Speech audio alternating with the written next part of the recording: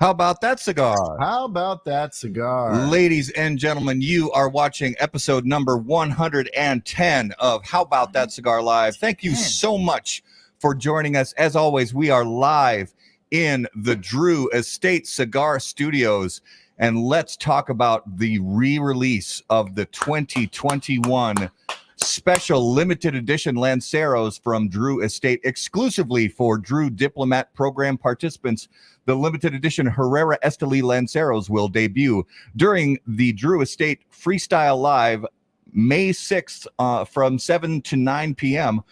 exclusively on Drew Estate's Facebook Live page. The 7x38 Lancero requires expert hands to perfectly arrange the individual tobacco components, assuring the tobacco's complexity and ideal draw. The Herrera Esteli Habano Lancero is made using flavorful Ecuadorian Habano wrapper, Honduran Habano binder, and Nicaraguan filler tobaccos, while the Herrera Esteli Connecticut Broadleaf Lancero is composed of an exceptional higher priming Connecticut broadleaf wrapper that Drew Estate reserves throughout the year exclusively for this cigar, a bold Brazilian Mata Fina binder, and rich Nicaraguan filler tobaccos. Both these Lancero blends are presented in 15-count boxes and will be available exclusively to Drew Diplomat retailers. The broadleaf Lancero will be available beginning in June, and the Habano Lancero available beginning in August. For more info, please visit drewestate.com. 110. Dude, 110. It feels like just yesterday it was one. Actually, it feels like just yesterday was one. I know. Which we're not going to talk about episode 1, the humble beginnings. What a I look back now and it's funny that the first episode, the first episode was the lost episode, the Risty interview in Chicago. Yeah. We drove to Chicago to interview Risty from JSK Cigars at Big's Mansion. And lost all of it. All gone to into the wisps of history. But you learn, you move on. Yep, you do. Now we're at episode 110, so it's all good. How was your weekend? My weekend was awesome. It was great because we finally had good weather around here. It didn't snow, which is always a plus. Mm-hmm. And I got stuff done around the house that just was those sort of nagging projects that I would see in the garage, or I would see in the backyard around the corner of my eye, and I'd say, yeah, I got to do that one of these days. And I finally just did some of those things this weekend. Yeah, and I had a guy's weekend. I know you tried to make it work, but the projects. But you guys, we had 7 of us up there, ATVs, 4-wheelers, dirt bikes. And it's your cabin up in northern Wisconsin, right? Yeah, northern Wisconsin. And the in-laws bought it late 80s for close to nothing. Now it's worth all of the things. Yeah, any dwelling right now is worth 10 times what it was 2 years ago. And we found I'm exaggerating. We found some awesome trails. I spilled on the motorcycle. I got up like, hey, I'm good. Not young anymore, are we? I'm good. But I tell you what, that next morning when I got up, I was like, I am old. This hurts. No, but it was a fantastic weekend. The guys helped me out with a few projects that we had up there to do, and we just loved it. Great time. Played some poker, smoked a lot of cigars. Nice. Burned a lot of wood. Yeah. And only one taker for the lake to go take a dip. To jump into the 45 degree water. Raul was the lone lake swimmer, and no thank you. Yeah. So no, great weekend. And our sports teams are yeah. So for our viewers and listeners, you guys know we talk about our sports teams that we love, and the Twins, fortunately, the Minnesota Twins did discover again how to actually win a baseball game. So that's nice because we lost like a lot in a row. But they're very hot and cold. They either win by 7 or 8 runs or they lose by 7 or 8 runs. I just don't understand what's going on with them right now. And then the Minnesota Wild, our hockey team is actually on kind of a streak. I mean, I think they've won 7 out of their last 9. Yeah, 7 out of 9. So they're doing pretty well. They're doing very well. And the NFL draft completed. Mm-hmm. And so your Minnesota Vikings, my Green Bay Packers, both had very good drafts. We did. Actually. I think both teams got the players they wanted to get. They really did. It couldn't have been worse for the Packers. We talked last year about this. The Packers had the worst draft of any team in the NFL. Yeah, grade F. Grade F by most analysts. This year, most analysts said they did it okay. We'll see. As always, time will tell. B+ for your Packers and a B- for the Vikings. You think so? Is what is kind of the cumulative what I've seen. I mean, your Packers as high as an A, my Vikings as high as an A-. Yeah. And I think, so depending on, but the draft is so you just never know. You never know. Tom Brady was a 6th rounder. Yeah. So look at all it's funny to look back at all the players who got drafted low or had low draft grades and things like that. And the next thing you know, they're blowing up the NFL. I think if I remember right, Devontae Adams, who is the star receiver for the Packers, I'm pretty sure he was a 4th round pick, a late 4th round pick. Yeah. So, and he's been lighting up the NFL since he came into the league. And Adam Thielen was undrafted. He was undrafted. Exactly. So you never know. And real quick, Jason Hawkins, actually, Habibi Hishi Hashi gave me this shirt. So shout out to Ronnie from Secreto Cigar Bar in the Detroit area. Thank you so much, Ronnie, and I know you don't like shout outs, but I'm giving them anyway, brother, because you're a good man. So thank you for so good to us, for being good to us. So let's bring on our special guest of the evening. As always, guys, we love telling stories. This show, as much as we love our premium cigars, we just love getting to know people and get to know stories behind other people who love cigars. And sometimes those sometimes those stories are all about the cigar industry, but other times we like to dive into other areas of life. And this is one of those cool guests that we have on tonight that's, we're definitely going to talk some cigars, but we also get to learn about some stuff that I think is really cool. And we can just have some fun on the show tonight and just go outside of the cigar industry and really learn some fun stuff. And who doesn't like to talk about goat herding? I know. Exactly. Exactly. So we're really excited. As always, guys, that the special guest segment on How About That Cigar Live is brought to you by Corona Cigar Company and coronacigar.com, the internet's largest and easiest to use virtual cigar store. Corona Cigar Company offers you the finest handmade cigars, humidors, and cigar accessories at the absolute lowest possible price. You'll also find unique and limited cigars containing Florida sun-grown tobacco. As a proud American, president and founder of Corona Cigar Company, Jeff Borshowitz, believed it was possible to bring cigar tobacco farming back to Florida. At Corona Cigar Company and coronacigar.com, you'll find the best selection anywhere in the world of cigars containing this special Florida sun-grown tobacco. If you live in Florida or are just visiting, be sure to visit any of the great Corona Cigar locations in downtown Orlando, Sand Lake, Lake Mary, and also the Davidoff of Geneva Lounge in Tampa. For more info on all of that, please visit coronacigar.com and floridasungrown.com. Ladies and gentlemen, without further ado, please welcome, put your hands together, to episode 110 of How About That Cigar Live, Jason Ladanye. Welcome to the show. Oh, I'm sorry. That's not you. That was my fault. And we told him when he comes back, he'll be unmuted.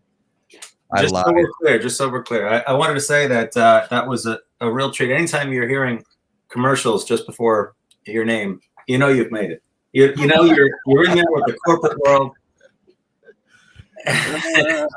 and it really feels great. It brings me back to the old radio. I used to do a lot of radio interviews on the road too, and it was the same thing. They'd go to introduce you, and then there'd be an ad for top F11 top coat. Love it. Well, so I'm just gonna start off by saying I was the one. I like TikTok. I watch a lot of dumb stuff. I watch some cool stuff. So a few of the favorite things that I like to watch on TikTok are some knife making things, some stand-up comedians. Of course, you've got the the people doing dumb things that is just hilarious, like the fail army type stuff. Never gets old. Never gets old. And, because of the algorithms and everything, I also follow, Chris Ramsey and a few other magician guys, Shin Lim, and then we got, Jason came up on my feed, and he did this 4King,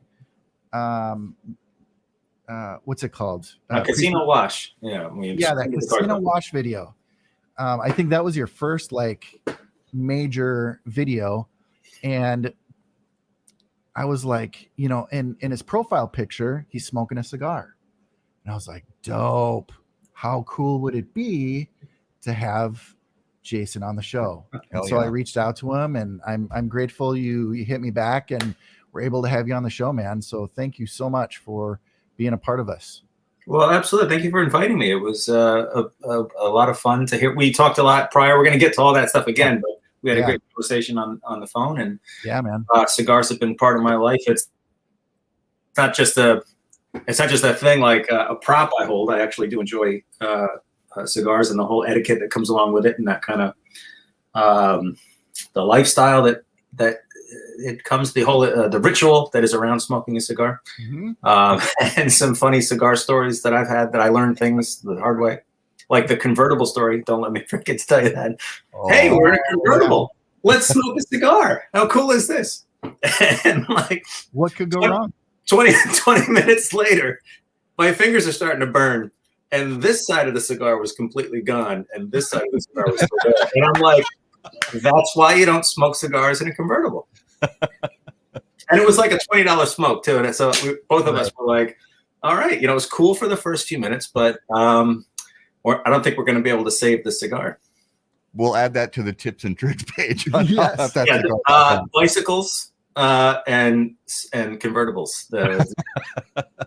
No go. So Jason, first of all, we know, unfortunately, because of the space that you're in for the interview tonight, you're not going to fire up with us. But I did hear before we went live that you have a lovely glass of scotch. And when I heard that word, I of course had to pour myself a glass as well. So what scotch are you partaking in? Oh, just some cheap stuff. I don't know if this is the Chivas or Doors. It's just whatever I could find. It's some Aberfeldy 21 year. Just some of the cheap stuff on the bottom rack. Yeah, nothing wrong. Yeah, plastic bottle, right? Yeah, all I could find. I don't. I'm a fan of top shelf. If it's $85, $100 and up, I'm gonna enjoy that scotch. Life's short. So there's some cheaper scotches. Obviously, I named the blends Chivas and Doors. I don't really like them very much. And Jura, there's some other cheap ones. But once that price point gets up, there is a lot going on, and each scotch has its own thing about it. And you'll be in a mood for a specific one sometimes. Yeah. And that's what I really enjoy. It's the same kind of thing that I found with cigars. There's a certain, when you open your humidor up and you're like, what do I want? And there's the one speaking to you, like, that's the one I want right now. So you kind of pair it with your mood, and it'll be a good smoke.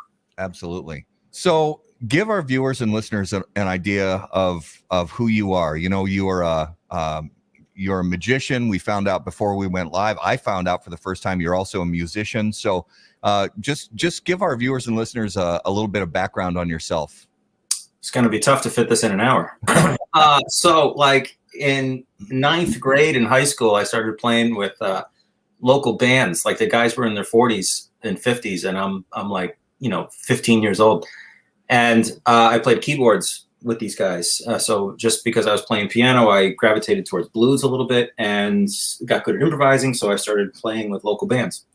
But those bands started to tour, which meant that, I was playing in Chicago at Buddy Guy's Legends and had to drive all the way home through the night to make it to, 10th grade economics class at 10 in the morning the next morning, which I didn't. I just slept in my car outside the school in the parking lot. But my mom thought I went anyway. So those bands were starting to get pretty serious. And we did a lot of Boston, Chicago, and New York was like a kind of a regular circuit that we would always do, which was giving me more exposure with those particular clubs. So you kind of move up the ranks. And then when I graduated high school, I got a job at a bank, just like a kid looking for money. I worked at a golf course and a bank, just these kind of dead end jobs to make some money. And while I was at this bank for like 3 weeks, I think I was there, I got a call and this guy said, "Hey, Shamika Copeland's manager, we're looking to hire you. I saw you a year ago at some club and basically we fired our keyboard player and we want you to be in our band." And I'm like in the bank, like looking around like, "I'm sorry, what?" And he goes, "We're starting tour this Thursday," and it was like Monday or something. So your tour starts on Thursday. It starts in Nashville, and for the next 3 months, you're going to be out on the road. You come home for a couple of weeks, and you go to Europe for like 6 months. So I was like, I can't believe this is real, So I quit like something out of a movie. I went up to my boss and said, "I'm quitting now," and he's like, "You can't do that. You need to work another 2 weeks." And I'm like, I'm not going to do that. I'm sorry. And I am leaving now. So I walked out the front door, like pulling the tie off, and I'm leaving. So I left and I joined this band and then we toured around the country. So in lots of different bands, there was one more band I missed in that story. I played with Vince Converse for a few years and I lived in New Orleans and played down there. Played with him for a couple of years, and then I played with Shamika for 5 or 6 years. And those local bands I told you about, played with those guys for 3 or 4 years. So 11 years I was on the road playing with professional bands as a keyboard player. And then this hobby of mine started to keep yourself busy on the road when you're sitting in an 8-hour flight or driving 50 hours across the country. I would grab a deck of cards and practice card tricks and sleight of hand with cards and cheating at cards and things like that. That was kind of my thing to keep my hands busy. And I just kept getting better and better at it because there was a lot of driving on the road. And I met a card cheat, a professional card cheat. He's one of the best in the world. His name's Darwin Ortiz. And I met him while I was on the road. He lives down in Washington. And I started taking lessons with him a couple times a year and built this craft up while I was busy touring. And eventually, I don't want to take up the whole hour. I mean, I really could. I quit the road. I quit touring as a musician and started jumping into the world of making my living with a deck of cards. And that meant playing poker, visiting the casinos, and I took my skill set to home games. And so I didn't want to waste my time with luck. I tried a few things out, and they were like, "This is a lot more fun when you win."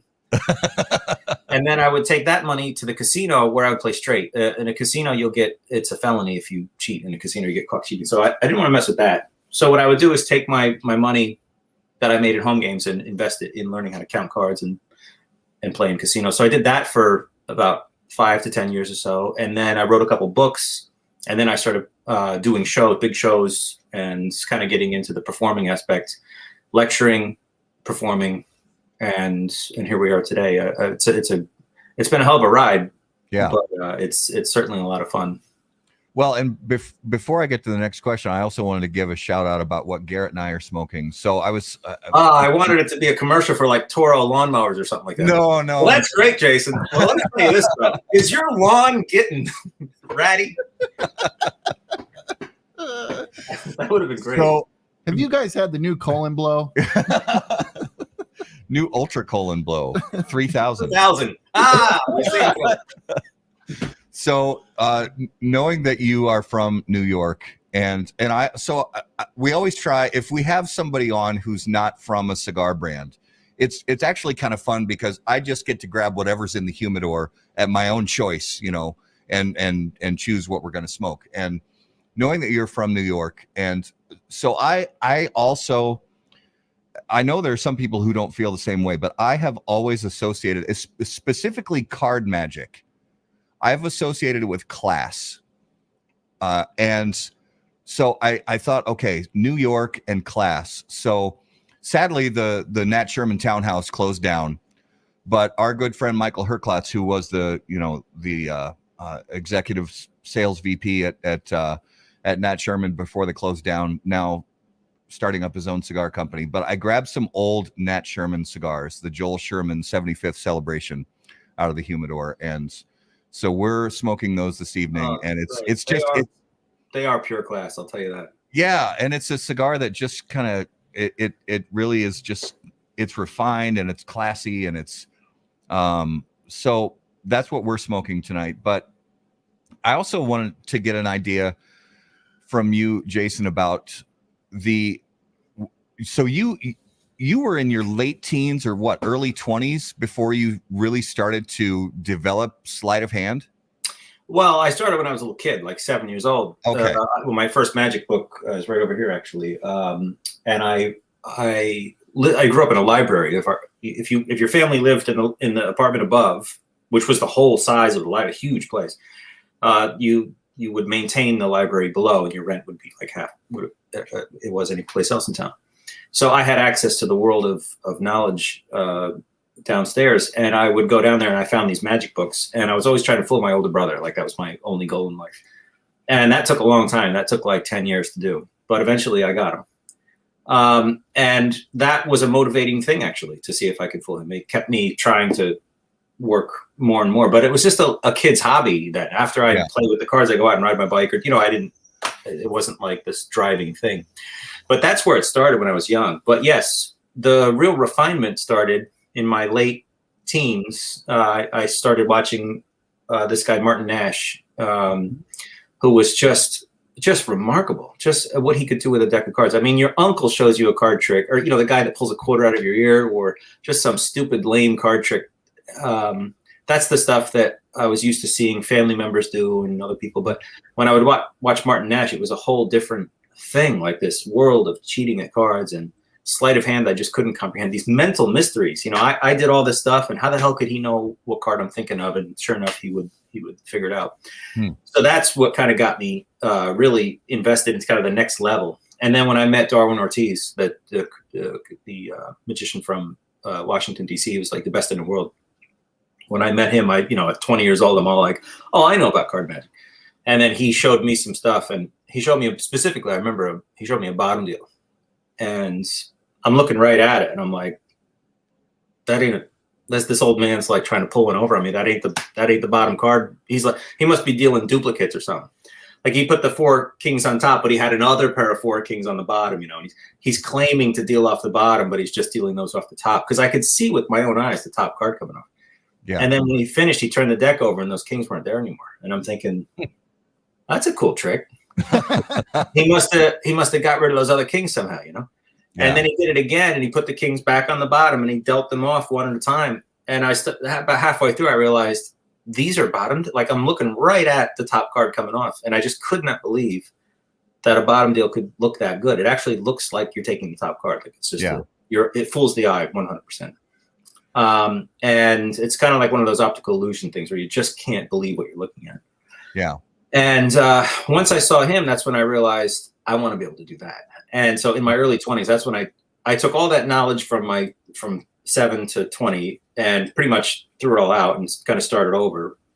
But I had a lot of technical ability with my hands, and also being a keyboard player and a guitar player, I had independence in my fingers. So I was ahead of the curve there, because when he would teach me something, I didn't have to learn all the independent finger actions. I already had that. So that's why I was kind of on a fast track to learn this stuff. Yeah. And then within a few years, I had some pretty good chops. And that's when I started working in these games and performing. So going back to talking about poker games, you mentioned in private games, you would use certain tools to your advantage, but in casinos you would play straight. But even with that, I don't honestly know. I mean, I've played in private games and casinos at poker tables, but is there a list? Are you on some kind of a list? That where you have you ever been denied access to a poker room at a casino? I have not been denied to a casino. Okay. Okay. And the same thing with home games. You after a while, you leave that home game. No one's lucky all the time, so you just kind of move around into different things. So that's what I did. I just played at certain places for a certain while, and felt like when I had done what I needed to do, then I would just leave.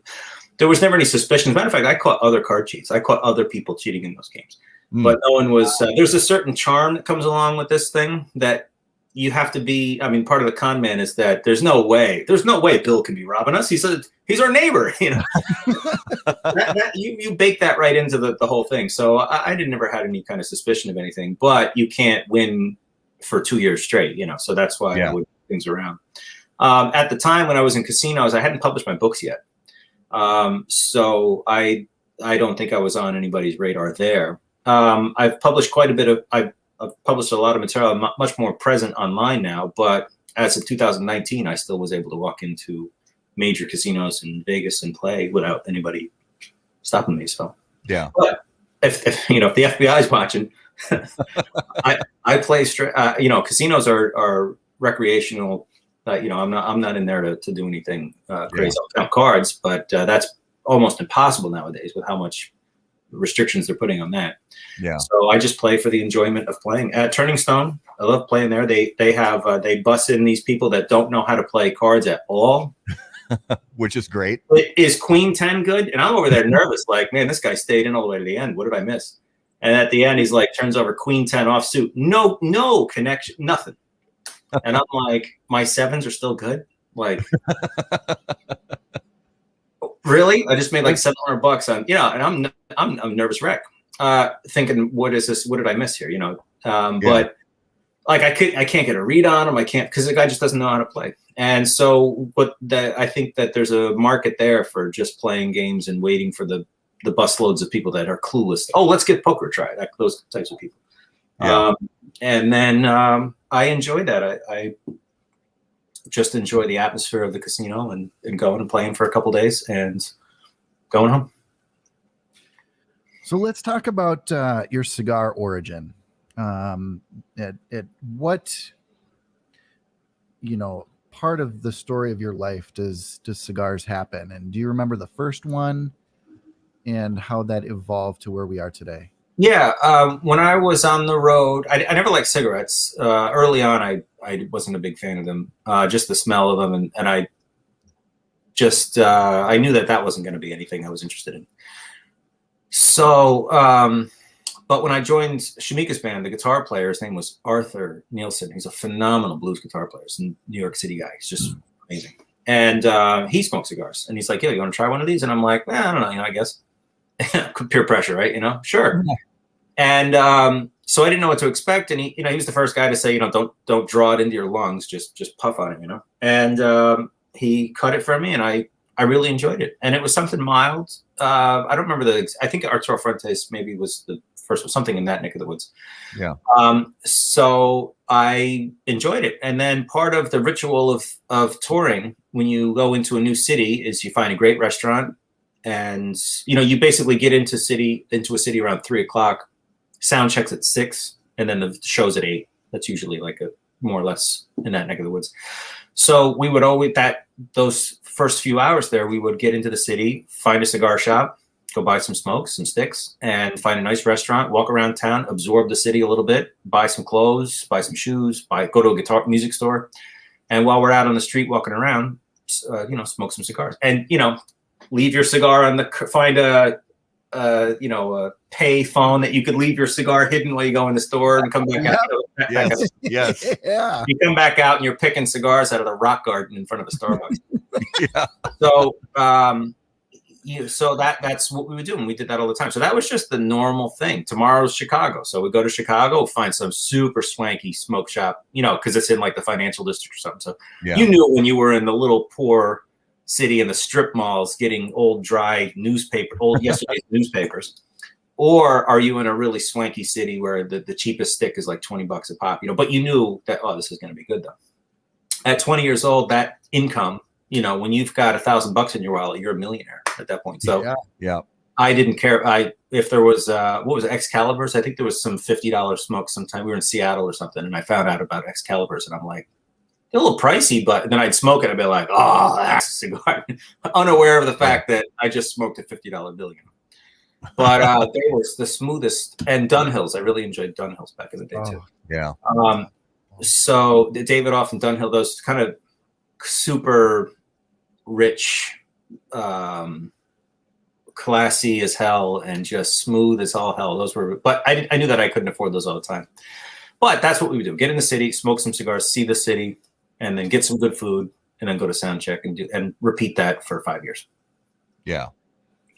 And what so when you go out now, now that you've had years to sort of figure out what cigars you like and experimenting with different brands and different blends and things like that, what are some things that you find yourself reaching for? Do you go for old standards when you get to a cigar shop, or do you ask what's new or things like that, or kind of no I'm my own thing. I'm not I can, if I smell something I like if the guy happens to be smoking something that is catching my you're like, what is that smells great. But typically I stay within what I know and what I enjoy, and the classics. I really things get never old. When I was in Lebanon before the pandemic, their Cohibas were insane. So the guy told me, oh, you got to get the Cohibas. They're great. And so I got one, and it was like 100 times better than anything I've had in the last year, So the next day I went back and got like a whole bunch of them, So I enjoyed those. Arturo Fuentes, Punch, Upman, Ashton, Davidoff, Dunhill, like I said, Monte Cristo. I don't like things that have almost no flavor, where you draw in and there's like, it's all smoke and there's nothing there. Those are always a letdown. And then also those super, super complex ones that taste like cat piss, chocolate, and and it's like, what is it? There's so much going on in there. I don't like those at all, and some people do, but I just, for me, it's that mild but with the flavor. Dominican and Nicaraguan, it's always a real easy one for me. Yeah. And same thing with the price point. The same exact theory I said with Scotch is with a cigar. For $4, you're probably not going to get a good smoke. Yeah. So $10 and up, you're going to get it. You're going to get it. Which is like Scotch or anything else. There is that, that surprise cigar, Yeah. Yes. $4, there's a needle in the rough. Yeah. In Florida, we were there and bought these Picos. I don't know what they are. They said Pico on the label, and they were amazing. They were like $2 a stick, and they were big. They were a good cigar. Yeah. And there's some hand rolled stuff that was just the perfect draw, all the flavor in the world, and every toke we were just like, what are these? These are amazing. So yeah, there's those wild cards out there. And also, I forgot to mention, when I do go into a cigar shop, I will get my favorites, and then I'll just do some blind. I don't know what this is, but I'll give it a shot, because that's how you save the wrapper and say, okay, next time I'll look for these sometimes. And some cigars, the ones that have that steak flavor to them, it tastes like there's like that meaty burnt steak flavor. Sometimes you'll find one of those and you're just like, what the hell is this? I gotta get this. So I'll keep those wrappers. My top drawer here, if I dig around a little bit, I probably could find you 10 wrappers I've ripped off to save, because I've never heard of them before. And that comes from ones where I try out and try new things. Oh, and that's smart. And we recommend that to everybody, that, Absolutely. Save those cigar bands. And if you have the time, even take some notes in your phone or take a picture of it or something like that. And, give it a thumbs up or thumbs down, sort of your own personal social media history. And just that way you'll remember what you like and what you don't. And your friends, your cigar buddies can always turn you on to, hey, try this. So that's how I learned how to listen to great music, is because I would say, hey, these are my favorite 10 albums. And then the bass player would be like, oh, check these 10 albums out. And I'd never heard of any of those. So we would, he did all that sorting, years and years of sorting to find his favorite albums. Yeah. And was able to give me those filtered results. And that's something that's very helpful when you have a good group of guys that you can share like-minded things and find some good smokes there, because nobody wants to spend $20 for a stick that you hate, Oh, totally. Oh, it is disappointing when you spend $20, $30, $40 on a cigar and it's it's just the horrible draw. Half of it's burning away on the other side. The outside wrapper's coming off, and you're like thumbing it, and there's a leak in it that you're trying to. I mean, there's nothing. They just throw it. They just throw it away, and you're like, right. Yeah. Well, and that's one of the fun things about music too is, because with cigars, you can find a brand that you've never heard of before. And it may be a really small brand that don't produce a lot of cigars every year. And the same thing is true with music and with bands and with music artists is you can find, and that's one of the great things in the last, 15 years with social media is you can find artists who don't really have this, they're not household name artists. Mm-hmm. And they could be super underground, and in a lot of cases they can be some of the best musicians around, and you can just find such phenomenal music out there to listen to. Derek Trucks, remember when back in the day Derek Trucks kind of came on the scene, and it was YouTube and Facebook that was driving that at the time. You could find a lot of clips of him playing, and social media is this weird double-edged sword, man. When sometimes you find yourself and I've stopped this a long time ago, but I remember those days of like, I just spent 4 hours on Facebook. Like, what the hell? Yeah. Doing nothing, but if you're a business person that's trying to promote, you can get yourself out there. Like the TikTok we're talking about, all of a sudden overnight to amass that many followers is pretty amazing. And that technology was there. My mentor from DC, who taught me everything, he could only perform for the people that were in front of him. That's it. So when I do a show for 200 people, it's 200 people. Good night, and that's it. Done. Stops there. Yeah. But with social media, I can tell the entire world I'm going to be at this particular venue, and then all those people can talk about it with their friends through social media. So it really does. It is an amazing thing, but you have to be careful of that trap that it also has as well. Going down the rabbit hole, Oh, for sure. 4 a.m, and what are you watching on YouTube? And I'm watching a girl brush her teeth, and I'm like, how did I get here? Exactly. We've actually, my wife and I have experienced this where all of a sudden we look at the clock and it's 2 a.m. and we're watching some girl sing some like Irish or some Celtic folk song with a language that only 5 people on planet Earth still speak. Yeah, that's still a thing. That is still a thing. It's kind of like, remember magazines? It was a thing where you could flip through and find some interesting content for 20 minutes, and then you'd put it down, and that it'd be over. Yep. Right. Well, yeah, social media is like this bottomless magazine that has just the most interesting content that you did not plan to go for, but there it is. So it has that kind of addictive thing to it. But I learned this years ago, and I had to more than years ago. I had to make sure that my card craft and my music wasn't going to continue to get any better if I would fall into that trap. So I'm very, very disciplined about it's practice time. Yeah. There's no social media. There's a good cigar, some scotch, and 4 or 5 hours at that table back there. Yeah. And in the summer, I practice outside, which on the back porch, which is always a nice kind of therapeutic thing. And that it really is a 9 to 5 job. Actually, more than 9 to 5, because at 5 o'clock I don't stop. It just keeps going. Yeah. But it's what I love to do, so it certainly doesn't feel like work. So speaking of the card craft thing, if you're up for it, I would love to have you. And I don't know how well this stuff translates through this sort of format, but if you can share a couple things with us here live on the show, we would love to see a few things that would translate well. Absolutely. Through the platform. Yeah, let's. We have plenty of time here, so let's. We'll do a few things. Do a mixture of a couple of the types of things I perform at shows, live, performing for people in a live situation. With the pandemic has stopped all that. So, in the last year, I've done a number of shows in this exact format. So that's not going to be a problem there. But before we start, can you see over my shoulder here? There's a deck of cards. Well, I mean, there's 4,000 back there, but right. On the mat, there's only one deck of cards back there. Yes. Yeah. So I suppose we should split this responsibility up between the two of us. And Garrett, you can help me out. I want you to think for a moment of a number between 1 and 52. don't name something obvious like 1 or 52. Try to throw it somewhere in the middle. That gives you a lot of choices there. But you have to admit right now, I can't know what number you're thinking of. It's not possible. You can change your mind as often as you want. But eventually, I want you to settle on a number, okay? Let me know when you've done that. I got it. Have you changed your mind or you got it? I got it. You doing that thing where you changed it right at the end?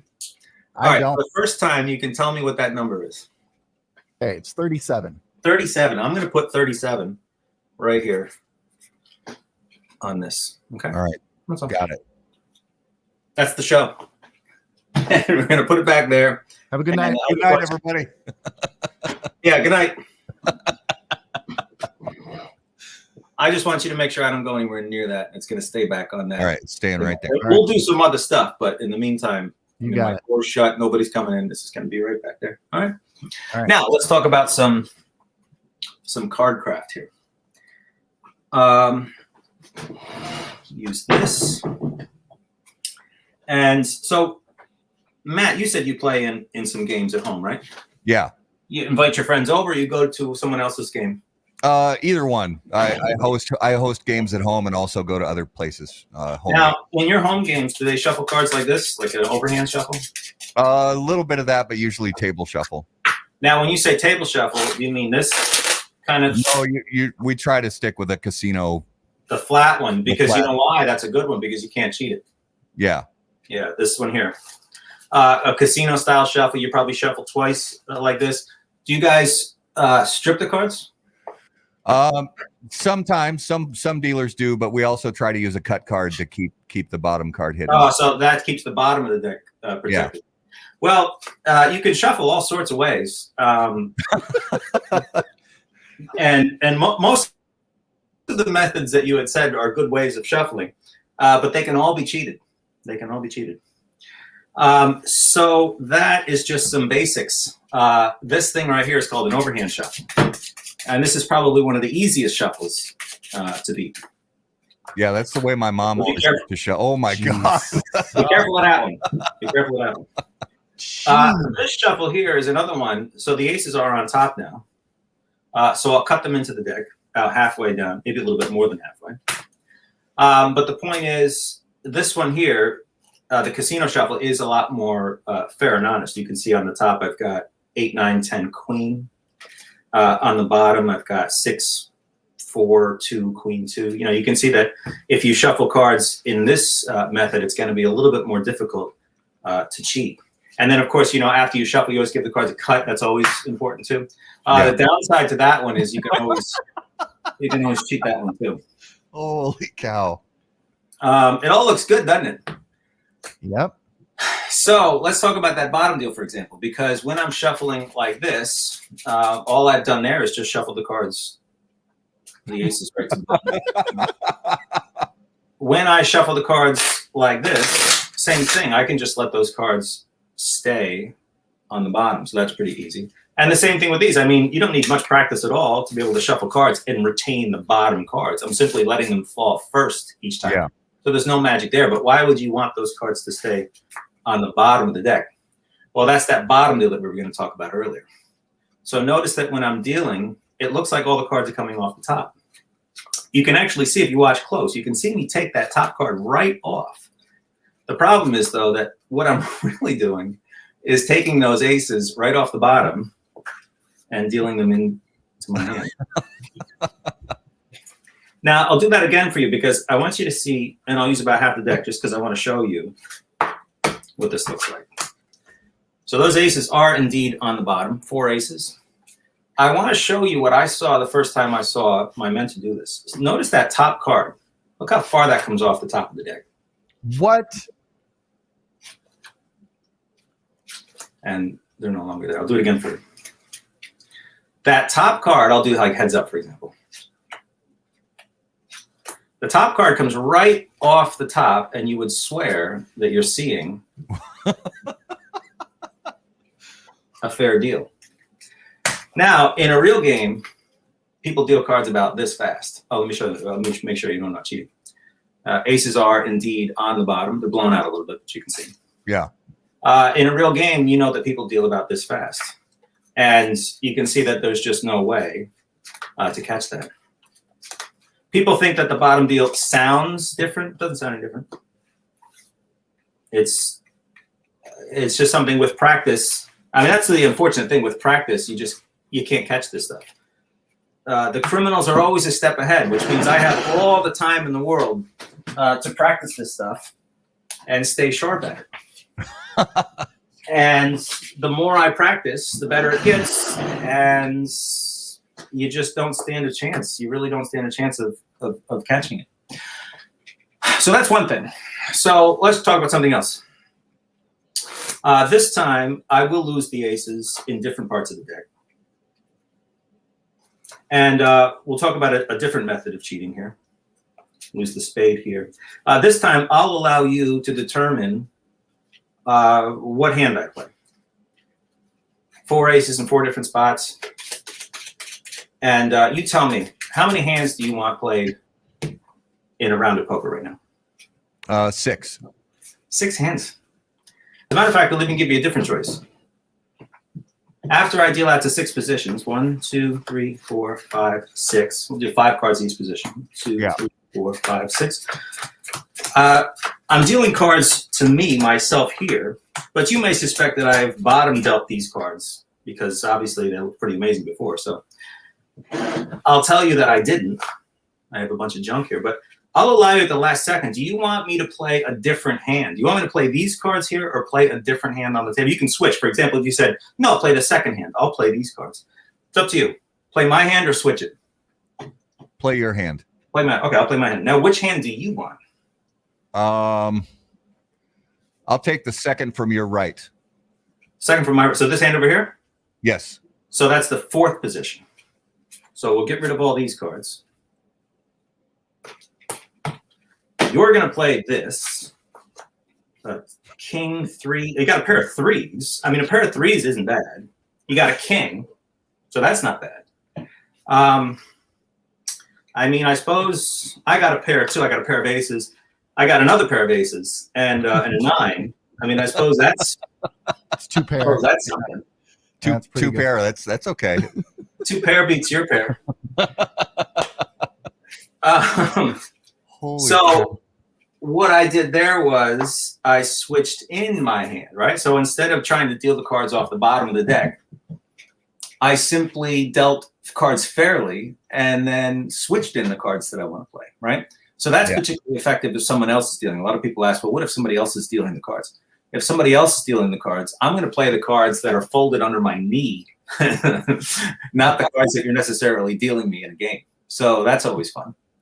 And then let me show you one other thing that we can do that's probably the most devastating. Let's say we're playing 5-handed. We'll start with the aces on top of the deck. And I want you to notice that when I shuffle, all the shuffles are fair and honest. That you can see that when I push these cards together, fair and honest shuffle. And what's happening here is I'm stacking the deck. And this means that rather than shuffle the cards, rather than mix the cards, what I'm really doing is just rearranging the cards. Of course, after the cards are shuffled, they always have to be cut. And watch what happens. I'll deal the cards face up so you can see this guy got a 6, another 6, a jack, an 8, and I got an ace. This guy got a 2, a king, a 7, a queen, but an ace.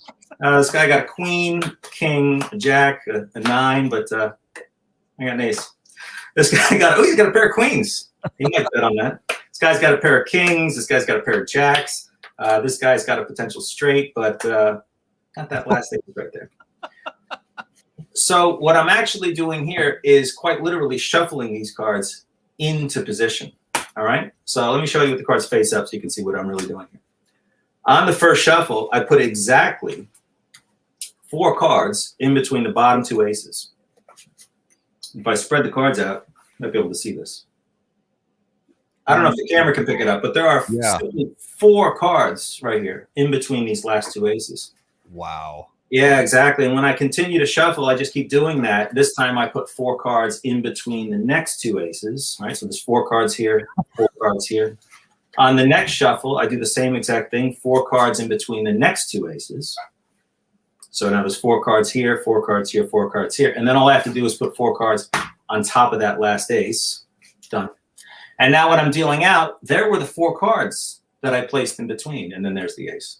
Here was the 4 cards that I shuffled in between. There's the ace, 4 cards, ace, 4 cards, ace. So that's probably the most devastating one because I'm literally shuffling the cards right into position. Now, whenever I do that, people always say, well, yeah, but you have to have the other player cut the cards. So I'll show you how to get around the cut. Right now, there's 4 aces on top of the deck. So the deck isn't stacked for a game, but just so we know what the top cards are the aces. I would offer the cards to my player on my right to cut the cards as I'm supposed to. Now, this is where Matt and I talked about you actually use a cigar for this, which is great. So in a game, we've got some chips. We've got some chips on the table, and I've got my cigar in my hand, right? Now, check this out. Got my ash building up. You know it's a good one because I got the long ash on there. Say, it's your cut. So he cuts, and watch this. There's my player cut. And I say, put this in the ashtray here and do that. That looked pretty good, right? Yeah. Wow. At this point, there's no aces on top of the deck. But it's a simple pass, and I get those aces back to the top of the deck. What the? Yeah, I cut the cards in like a split second. Now, here's another one. I didn't even catch that. I missed the whole thing. Here's another one that I Holy like. cow. There's my chip. Here's the ante right here, right? And I'll leave the chip on the table a little bit short. So it's my turn to ante. I'll put that chip in there. Got that there. We've got our aces on top of the deck here. I say, give the cards a cut. He gives the cards a cut. Now, I'm supposed to pick this up and complete the cut, but my chip's a little short. So let me throw that in the pot. Oh.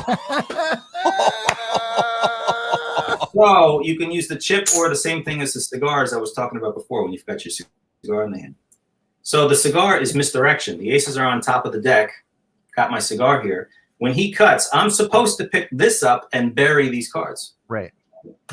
When he picks those up, I want to do that, but I want to get rid of my cigar. And it looks like you're completing the cut, but in reality, the cigar was the thing that you saw that didn't, it made you look at something else for 2 seconds. You just can't see it. But my favorite part about that particular way of beating the cut is that if someone calls you out on it, it's a mistake. You didn't. I did what now? Instead of a sleight of hand where you could get caught, like a bottom deal where somebody says, "No, I saw that." So this one you could totally pull off as a mistake if someone is watching close. But the best part about moving in these games is you think this is very difficult stuff to do, and it is. And you think that it's got to be nerve-wracking experience to pull this stuff off. Well, guess what? In every game that I've ever worked on, everyone's watching the game. Yeah.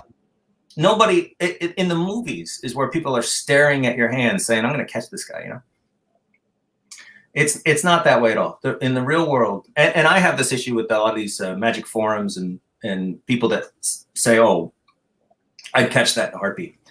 Your internet forums and things like that mention that. Oh, you think you're good, but I could see that from a mile away. On a TikTok video, I'm telling you up front, I'm cheating. You know what I mean? So you're looking at it differently.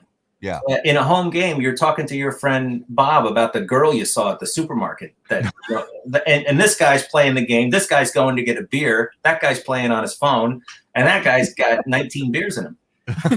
So there were times that I was playing that I could have put this deck in my pocket and pulled out a different deck and dealt, and nobody would have noticed. I've seen it. Yeah. So that's just the way it is. And if you're in a game where people are studying, burning your hands, like you're in the wrong game. You're not. It's silly to try to think that you're going to move in a game like that. So you have to take good judgment. Typically, the higher the stakes, the looser the game is. However, I've played in ridiculously high stakes games before where they didn't even cut the cards. You didn't have to offer. All you had to do was shuffle a few times and deal. It slowed the game down to put the deck on the table to have the other guy cut. And when I got in that game, I'm like, wow, cash registers rolling. Yeah, exactly. Is there a way around the? When I cut cards for a dealer, I always complete the cut. Oh, it doesn't matter. Let me show you. Well, and there's house rules behind that. So you're supposed to. Card etiquette is that you put the cards down, they cut towards you, and then the dealer is supposed to complete the cut. Right. But there are plenty of ways around it. So let's say I put the cards down, and before I can do anything, the guy does square the deck up. I'm in the same situation I was before, where I can cut the cards. And get those. What the hell? You can't. It's just about practice. It's just about practice. Yeah. So basically anything that you can throw at me, I can get around it. Because a real card man studies all the angles, all the potential angles. Yeah. And you have all that expertise that you can bring to the table. Also, you play straight for the first couple of weeks to learn what the rules are. Yeah. For example, there's a guy that always knocks. That guy. You know, he don't care. He's smoking a cigar. He always well, guess where I sit at the table. Yeah. Right. Hey, Bill, you mind if I sit next to you tonight? Yeah. So that's something you can take advantage of. Yeah. And there's lots of other ways to get around that. So if you were somebody that completed the cut, I probably would not sit next to you, if that makes any sense. Yeah. And a friend of ours, one of our viewers left a comment just now. Wait a minute, because we have played poker with him before. But Quentin, you are the guy with 19 beers. With 19 beers in him, as Jason. Oh, yeah, they're the best. So they are the best. Oh, by the way, there's one other thing. Didn't I mention something about this card trick in the back here that we got brewing? Yes. We got all the deck of cards back there. Yes, we do. Who did I asked Garrett for the number, right? Yep. This time, Matt, we'll use Matt. I want you to have a card selected. Now, typically in a show, you would select a card. But here, I'll just spread through the cards like this. And when you see one that you want, I just want you to touch the back of it. Can you do that for me? Or, I mean, say stop, and it'll be like you touch the back of a card. So you've heard that line, pick a card before, right? Yep. I'll spread through like this. And just say stop whenever you want. Stop. Okay, so it's a few cards, but this is the one in the middle. Now, do you want me to commit to this card here or keep going? Because later you're going to be like, well, what if I had changed my mind? So this one right here or keep going? I'm going to commit to that one. All right. Now, this is something I really want you to consider. Later tonight, you're going to be laying in bed staring at the ceiling in agonizing pain, wondering, what if I had changed my mind? Because if I had changed my mind, I would have had a completely different card. There's no way that would have worked. So I'm going to offer you one last chance to change your mind. Do you want to commit to this card 100% or throw me an absolute last-second curveball and pick a different card in the deck? Think about it. There's no right answer. There's no right answer. There's no right answer. I'm telling you, though, it's your choice because I want you to know that you did have a choice. I'm going to stick with that one. You're going to stick with it. If you had said stop one card earlier, would have been the 4 of spades. Okay. One card later would have been the 8 of spades. And you could have had any other card afterwards or any other card before. But the card that you wanted in this case happens to be the 3 of clubs. Okay. Let me grab that Sharpie. We'll call that the Penn and Teller. Remember this thing back here? Yes. Yep. I'm just going to put 3 of clubs down here. That way, we'll get back to it. Later, I'll just leave that there for a second. All right. Now, where were we? You had some questions about certain things to do. We'll get back to that in a second. But you did someone ask a question about other things that you can do in a game? Yeah, let's go through all the different, some of the different scenarios you can. Well, I'll give you a real quick scenario of a very common thing that I would do in a card game, because a lot of people say, okay, well, great, how'd you get the 4 aces, So let's start with a deck of cards that is truly mixed up. And don't let me forget about that deck back there if we get to the end. Yeah. Just remind me of that. How do I find cards that I want? And the truth is, it's when I'm shuffling the cards. So I'll give these cards a quick shuffle like this. The 6, 7, and a jack, I think. Yeah, 6, 7, jack. So as I'm mixing the cards, I'm able to look right in there, 2, 6, Queen, 8. I am looking for cards that I want to deal myself during the shuffle. Now, if you saw how I did it, I'm only lifting the cards up a little bit. But amateur cheat will lift the cards really high. So if you're looking for somebody who's cheating in a game, you'll see that. Yeah. There's some gaming protection there. Yep. But you can see, though, with practice, though, 4-7 queen. I can start looking for cards that I want during the shuffle. Now, let's say while I'm shuffling, I do find something. For example, there was a 10 there, so I'll pass on that. Ooh, a king. Just found that king. I can move that king right to the bottom of the deck and continue shuffling while looking for other good cards. So right now, I know that there's a king on the bottom of the deck, and there's a king third. 1, 2, 3. What the hell? Now, all I have to do is get rid of those top 2 cards, give the cards a cut, and what I've got now is a king on the bottom of the deck. I've got a king on top of the deck. Now, they're both on the bottom. And now, they're both on the top. So you can see that, well, let me cut too. I don't want you to think I'm cheating. Give the cards a cut. And all I'm doing is controlling those kings, and I can do whatever I want with those kings. Stack them, switch them, do whatever I want to do with the cards. Yeah. As the game continues. Now, let's assume that I don't have any cards under my control. Let's assume, for example, that my guy who's drinking 19 beers, I offer the cards to cut, and my 19 beers guy actually gives the cards a shuffle. Ruins anything, right? Now what do? So there's a truly, honestly shuffled deck of cards. I don't know where anything is in the deck, and it's my turn to deal. So I now know. This kind of goes, sorry to interrupt you, but this kind of goes in line with, I was thinking to myself at some, some guys are going to have, the means to have a fancy poker table with one of those fancy built-in shuffling machines, on the table there. So how? Oh yeah, similar. You don't find me at a game with a shuffle machine. You'll find me at games. If there's a weakness, I'm there to exploit it. If there's no weaknesses, that's not my game, right? Yeah. So, for example, while you and I were just talking, I now know that there's a 4 on top of the deck and a king second on the top. 4 and a king. Now, how many people are we playing in this round of poker right now? Let's say 5. 5? So that's 1, 2, 3, 4, 5. Remember that king that was in second position? Yeah. It's now in my position, right? It's not at the second position anymore. So what I did there was a second deal. And a second deal means that I'm peeking the cards on the top. For example, now there's a 10 on the top. Let's say, for example, I want that 10. All that means is I can continue to deal to my other players. I can continue to deal as often as I want, and I'm just retaining that 10 on the top of the deck. The balls. So here's what it looks like face up. It just looks like I'm dealing cards. And that 10 now face down. You just can't see it. This is what I mean about you can't catch it. So what I'm doing is shuffling cards to find cards that I want.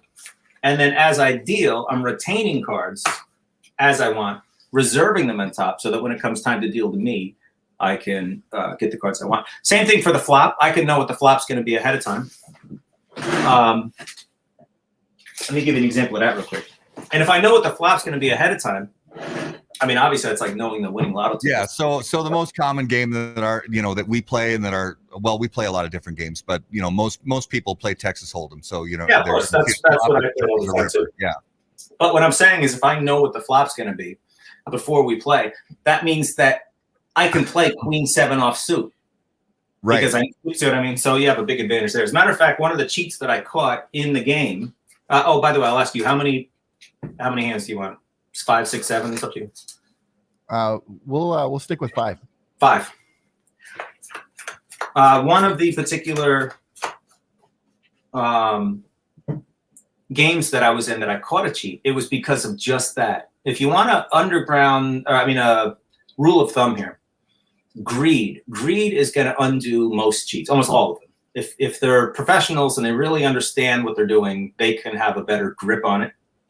But that's going to be the thing that undoes them every time. You ever hear those things on the news where some guy he's going to jail because he embezzled $85 million from his company? Why not stop at like $50K? Yeah. The reason you're going to jail forever is because you embezzled all that money. So when this guy was playing, I played the hand back in my head. And pre-flop, out of position, he was heavy betting queen 2 suited. Like, who the hell bets queen 2 in second position? Right. Re-raising kings, you know? And at the end, I realized what he was doing mid-hand. And I would have had the nut flush. And I wanted to beat him by luck at his own game. And I didn't. I lost to him, actually. But I learned in that hand what he was doing. Because of the queen 2, that was a suspicious thing that caught me. Why would you bet queen 2 so heavily? And I figured out what he was doing. And basically, he was doing what I'm about to show you now, where he knows what the flop's going to be. And he knew that he was going to flop the diamond flush. Yeah. So on the next week, I gave him trip kings, and I gave the host trip aces. And he never came back to that game. He never came back to that game. And the best part is, because he was a cheater, guess what the first thing he said after the river card came out? He said, "Who dealt that?" And because think about how a cheater, right? So if you are a cheater in a relationship and your girlfriend's 2 hours late, what do you think? She's cheating, because your brain is already filtered with that. And so that's how it was so rewarding for the first words out of his mouth to be, "Who dealt that?" And I had the biggest grin on my, Fuck. I couldn't take, it was one of the most rewarding feelings in all of this. So let's talk about this. 4, 10, 8. I want you to remember 4, 10, 8. 4, 10, 8. Give these cards a shuffle. And we'll mix them up. Of course, I'll keep things honest this time. Rarely. And I will give the cards a cut of if there was a player here, they would cut the cards. That is a complete and honest cut. You said 5-handed, so that's 1, 2, 3, 4, 5. 1, 2, 3, 4, 5. Here's the burn card that protects from cheating. 1, 2, 3, and that should be a 4, 10, and an 8. 4, 10, 8. So, consider that all of a sudden you don't have to worry about playing premium hands anymore. The whole idea of Phil Helmy is, just play ABC poker, play these premium hands, and play ABC poker. When you know what the flop's going to be, you can start playing Jack 7.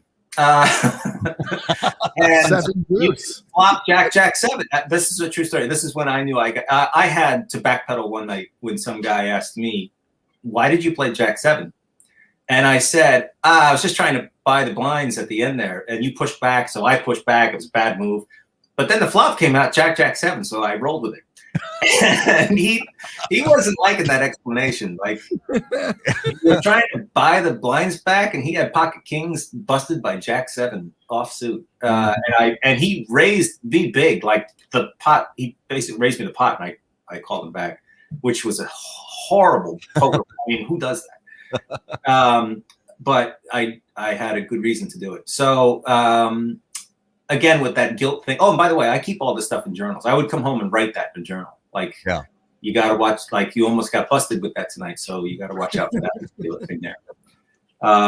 And also, other players who are good study your play style.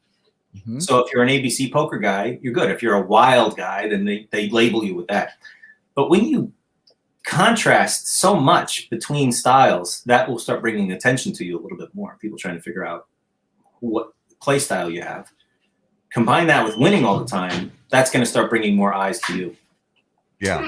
Now, I haven't done this. I worked on all these games solo, but the ultimate way to do this is to have a partner in your game. And your partner sits right to your right, of course. So he's the guy that will knock the deck for you or cut in a specific. I will leave the cards in a particular way that will allow him to cut exactly where I want him to. Yeah.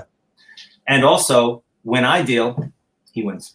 Yeah, like Mikey and Worm in Rounders. You got it. That is about as close to the real thing as it gets. And notice what I said about greed. It undoes them as well. And dealing him boats all night. You know, that's what'll happen. You're there working. You want the money, and you get greedy. But the secret is it's one big move in a night, and you're good. Yeah, you can do it like what I did. I had fun earlier in the night, but nothing too big. And then I do one big one at the end. I'll say that. I won't give anything away, but I'll say that it's possible. There's a possibility that my college roommate and I had a gig like this going for about 2 years.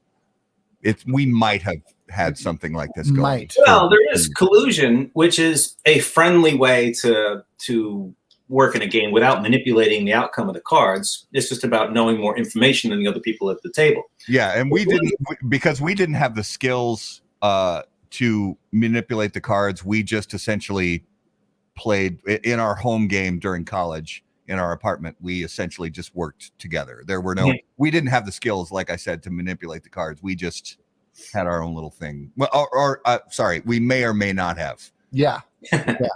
Well, yeah, I've wondered about that myself, but I have it's been so many years now, and I don't even think that those people would remember me in that game. It's been 20 years now.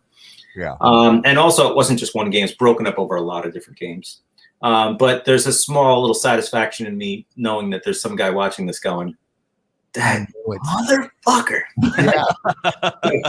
But is what it is. Well, and that's why it's not a risk for, the casinos or public card rooms. It's not a risk for them because the dealers are always the dealers. They control the cards at all times.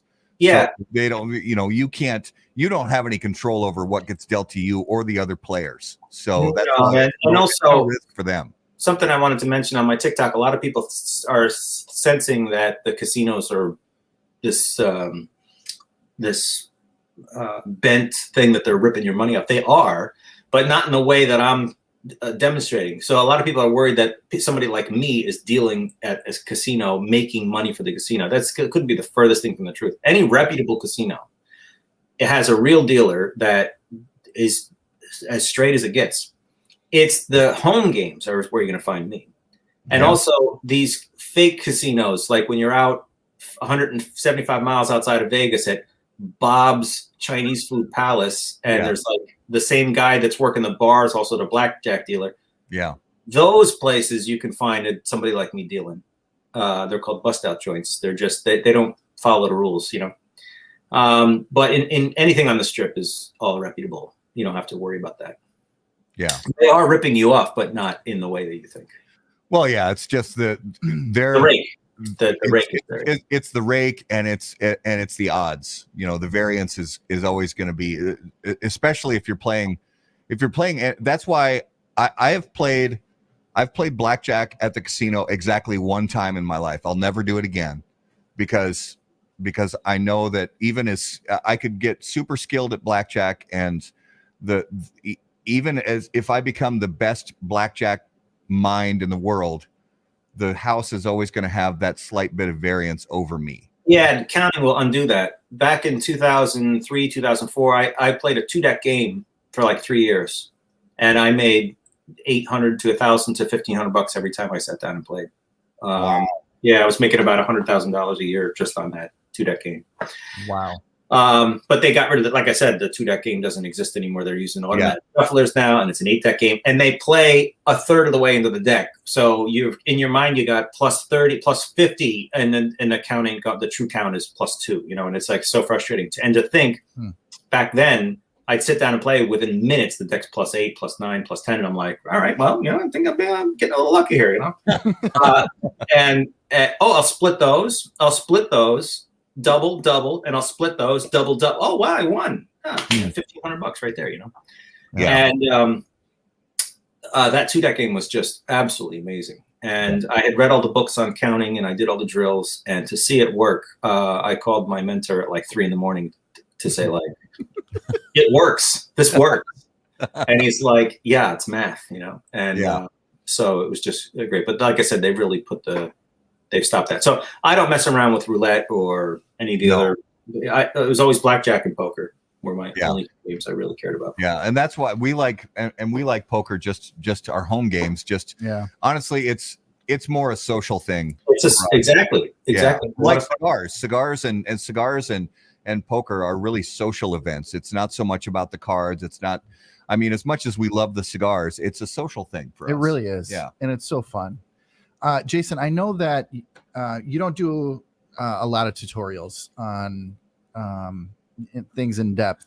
There's one thing that I've been trying to do over the past couple weeks as we've been leading up to this, and that is the open air shuffle up here.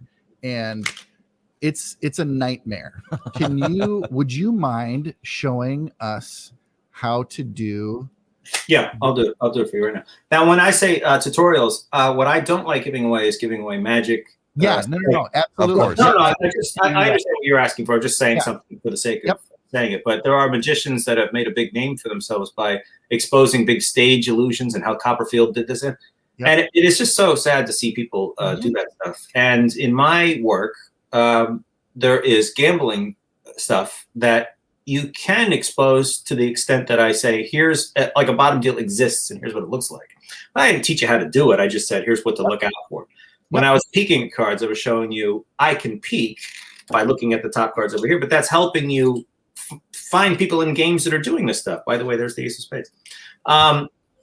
And I'm showing you how to prevent those types of things. So it's okay to expose things of that nature, and to teach someone how to do an in-the-hand shuffle like this. I have no problem doing that. But there are some things that just don't belong online, that some magicians, really, it's sad to see that they just go on there and they exploit some of this stuff. And, someone else spends 40 years inventing this stuff and puts it in a book, and then some kid comes along and puts it all on YouTube and makes all the money. It's a good exploit, but that's not what I do. Okay, so here's how you do a in the hands shuffle. The first thing is you have to realize what a bevel is. Let me grab a book. It's the only thing I could find on short notice. It's just my book. But when you go through a book, look what I do to the sides of the page. See how I bevel that? Yep. Those are bent, and that guarantees that one page is going to come off. If I don't bevel those pages, do you see how they come off in clumps? Yeah. All right. So a good bevel means that I can guarantee one page comes off and we can see all these beautiful photos and amazing content. Lifetimes worth of work and study. Okay, so anyway. Love the humility. When what's the point of trying to be humble when you're so good at everything? Right. Now, when you see the bevel, so if it's totally squared, I'm going to do this where chunks of cards come off. But I beveled the deck where my thumb is, and that means that you're going to get one card. See how smooth that is? So that means I can go right to the halfway point.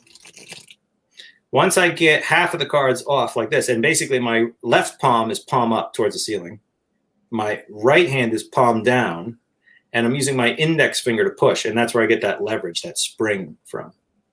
And I'll just get a thumb cards off my right thumb and have them land on my extended fingers of my left palm. And I go to about halfway. By the way, if you want to cheat, you can look for cards that you want to do yourself. See that? Now, because they're going to go right to wherever you splits, you can put that on the bottom. Now, I'm not here to teach you how to cheat, but I can't help it. Yeah. So we're here, and I would say, oh, cool, there's a queen going to be on top of the deck now. But anyway, I split here, and I use my right fingers underneath to lift, and that gets the cards into this position here. So one more time. Riffle off about halfway down onto my palm. My right fingers now lift, and that's going to get this packet upright. Grab it with my left hand, and now both hands are equal position. Now, what I said earlier about that bevel, if you don't have those bevels or good pushing down with your index fingers, you're going to get that clump. See how? Look at that. That's not a shuffle. Yeah, I think got mixed there. But if you have a stronger push with the index fingers and a good bevel, look how nice and even that is. Oh, that's already better. Yeah. That's now another problem. People don't push them together far enough. So if I try to bridge now, they're just going to fall apart. Yep. So after you do your shuffle, you push them together like an inch or so. Then you can bend all the cards like this, and then when you open up your hands a little bit, they will release, and you get your casino or your bevel shuffle. So here we go. That. Gosh damn it. Garrett's splashing my good cards all over the place. Yep. Yeah. That's gonna be a thing. All right, you want to give it a Those go? are my good cards. No, I can't. You've watched me shuffle and deal. I'm Oh, here's another thing that you should worry about in your home games. You need to change those cards out from time to time. because by accident, what'll happen is somebody will shuffle the cards the way you just did, and they're struggling with it.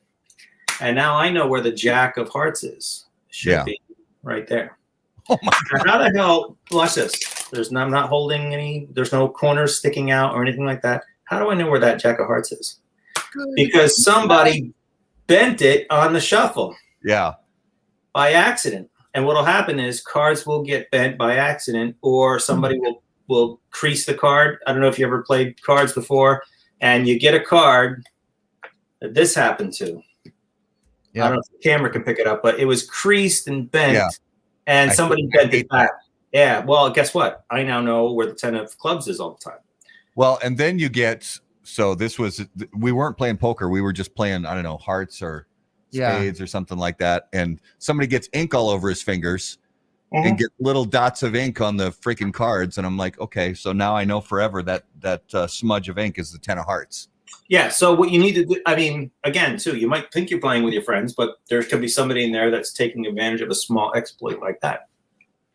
I mean, ask yourself, if you all of a sudden recognized that bent card was on top of the deck about to be dealt or something, and you knew what it was, would you say, hey, wait a minute, everybody, I know that top card is the 10 of clubs? You would probably just keep that information to yourself. So sometimes you get kind of pushed into it without realizing. Or you see the table across from you, the player across from you, one of his cards is face down and you see the bend.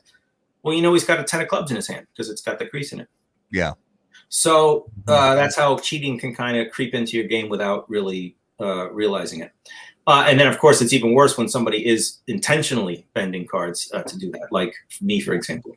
So how do you get around that is to introduce new cards into your game about once every 30 minutes or something like that, or use plastic playing cards. Copegs. Yeah, we use Copegs. That's what these are. Yeah, but I can still use those, right? So my greasy forehead, right? I can touch the back of a plastic card. And basically, now there's a sheen, there's a oil smear on the corner of the cards I want. So I would rub those cards. I would rub this. That's natural to do. And I would rub the backs of the cards. And as I'm dealing through the cards, I see dry, dry, dry, smudge. And that's an ace. Dry, dry, dry, dry, dry, smudge. That's an ace. Then use that in conjunction with second deals. So as I'm dealing out, I'm dealing fairly, but there's that smudge. Let me just save that one for me. So control that top card. Yeah. So now here's the other thing to keep in mind. Chances of you running into somebody that can do all of the stuff that I've demonstrated for you is very unlikely. Most card cheats know one thing that they're good at. That's just the truth. That one guy that was running up the hands, the Queen 2 guy, he was good at that one thing. That was it.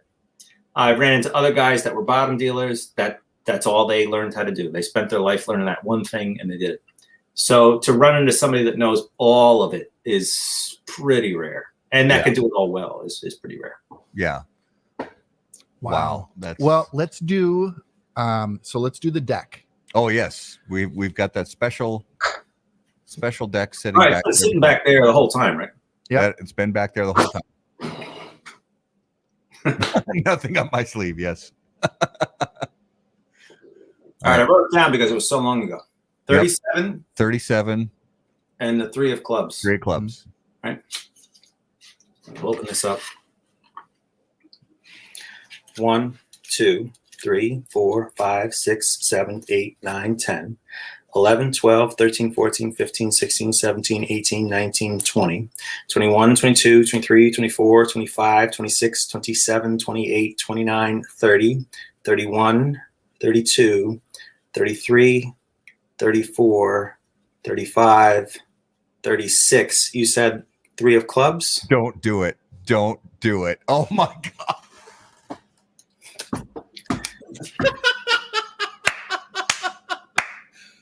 What just happened? I love it. What an absolute coincidence. I had nothing to do with it. That's remarkable. I mean, because you could have named any card, you could have named any number. I don't know how that. I mean, it's been sitting back there the whole time. So that's amazing. That's awesome.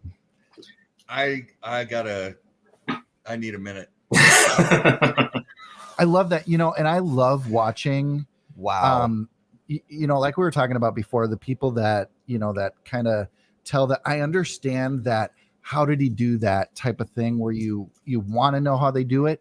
At the same time, I love the mystery of it. I love being bewildered by it. Yeah, it's a bubble. So here's a way to think about it. Wonderment is the word. It's this impenetrable bubble of how the hell, and this mystery and this childlike, you know, wonderment of Santa Claus and the Easter Bunny and all that stuff that we had as kids. And then as you get older, it all goes away. Yeah. And when I was younger, I remember what was the one? Oh, Big Letdown. This silver tube that you put 3 balls into it, and they were in all 3 were the same color, and then you put another ball in, and they were all different colors or something. And I was so mystified by that. How the hell could it be like a stoplight? You know, red, yellow, green, and then when the guy puts another ball in there, the order all gets mixed up. And I found out that it was a piece of tape. You know, like when I bought the trick, I'm like, there's a piece of tape there, and that holds, you know, like, that's stupid. And all the wonder, like, for real, it was so deflating. Yeah. All the wonderment. It's kind of like you're a kid, you're 9 years old, something like that, and you meet Indiana Jones. You know, you're the biggest hero in the world. There he is, Harrison Ford. You walk up, and he's like, "Hey, kid, my stunt double's doing some stuff now. Can you go get me a coffee?" And you're like, "Wait, I thought you're Indiana Jones." And no, he's just an actor. And yeah, there's some other guy dressed just like him, and you're kind of like, "This is awful." And he's not nice to me. He was rude to me. Like, what is this? You know? And movie special effects, and you find out stunt doubles, and you find out about all those guys that didn't do the stunts, and it's such a letdown or whatever. Yeah. Well, magic can be like that, where you learn it and it's like a big letdown. Yeah. Well, one thing's that it's kind of like you mentioned Santa Claus. So when I was a kid, my brothers and I was probably 7 or 8 years old, and I have 2 older brothers. And there was one night, like a week, 5 days, something like that, before Christmas. And my brother's like, "Hey, let's go snooping for Christmas presents, seeing if Mom and Dad bought us anything." So we go snooping, and we find these kick-ass Battlestar Galactica toys. and we I shit you not, we take them out of the box. We're going around the house with them, you know, flying these spaceships through the house, and then we put them back in the boxes, and we put them back where we found them. And then Christmas morning came, and it sucked. It was awful. Because there was no more surprise. There was no more. There was no more wonderment, like you said. That word wonderment. There was all gone. So I that was like lesson learned for me as a kid. Like, keep the mystery, and because that's the great part about it, is that mystery. Absolutely, yeah. And there's something else that's very interesting too with the stuff that I do, is there's a lot of mystery and the magic of what you saw. That was a magic trick there, but the other stuff that I did, the gambling stuff, it's not magic, it's skill. It's really like watching a guy do half-court shots in basketball, just shooting half courts in, each one goes in. There's no magic there, it's just skill, but both give a very similar feeling. Yep. And that's what I do in my live shows. It's a mixture of that kind of wonderment plus skill, and that's what separates me from the other guys, because most guys out there doing magic shows, and it's all just magic tricks. And I want my audience to walk away knowing that this is a trained skill that I've done, but I've taken it to a height that you just can't follow this. Yeah. Yep. That's awesome. I love it. Skill that feels like magic. That's what. That's Do you get a chance to ever experience that wonderment anymore? Oh yeah, people still fool me all the time. I can't remember the last. I would say there's a magician from London that got me pretty good recently. I love it. Shared a video with me, and I'm watching it, and I'm following most, because that's the thing, you can't turn it off. It's like a director watching a movie. Like it's hard for him to enjoy the movie because he's watching a lot of the directing tricks. Oh, I like how they shot low here, or I wonder how they pulled that shot off. Oh wow, that was a continuous shot just then. And most people, that goes right over their heads because they're watching the premise or the story. But a director will kind of watch a movie through a different lens, no pun intended. So when this magician shared this video with me, his name's Michael Vincent, and I was watching him do this stuff, and at the end, I thought I knew what was going on, but all of a sudden I didn't. And I was like, It was really good to the end there. I lost what you were doing. Yeah. So that is a great feeling for me now. And it's not an ego thing. I love being fooled.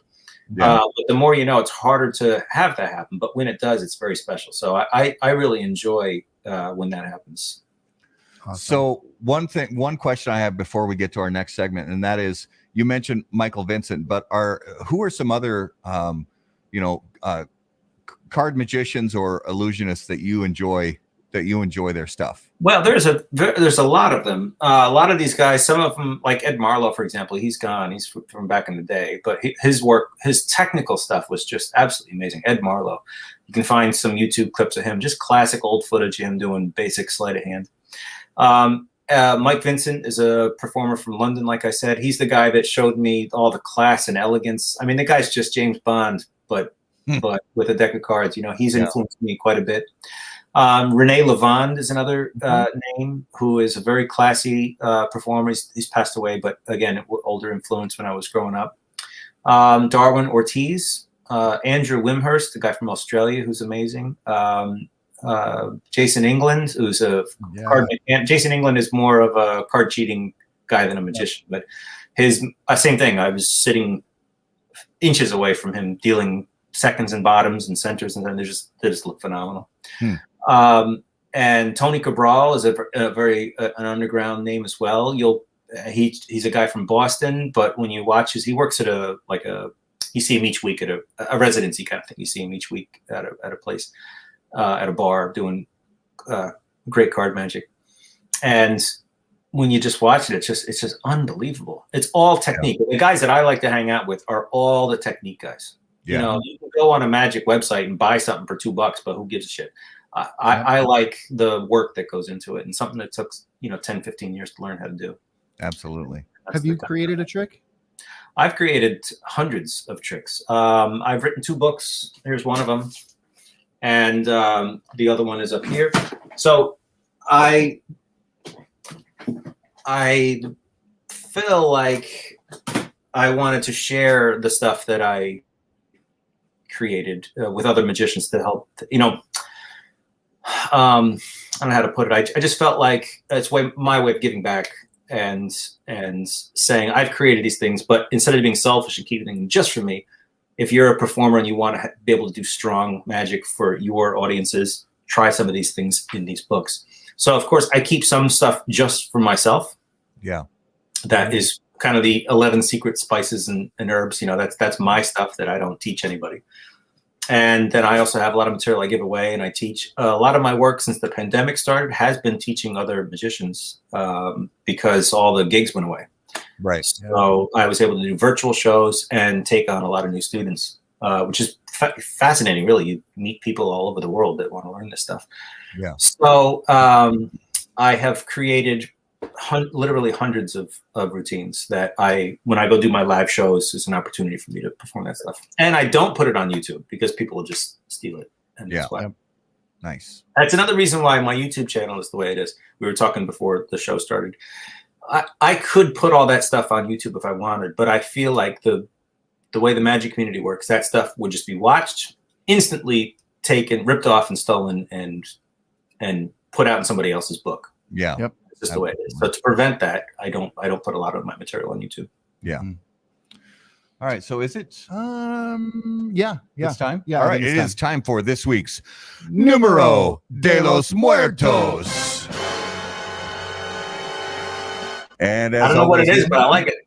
It's beautiful. It's beautiful. Everybody's favorite segment of the week, as always, Numero de los Muertos, brought to you by our friends at Smoke Inn. So take just a moment and watch this spot from our friends at Smoke Inn.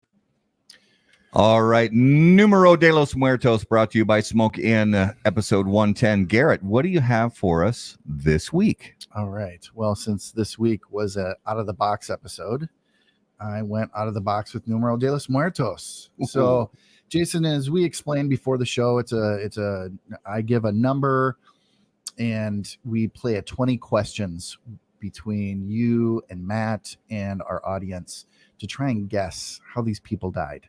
So here's the out of the box.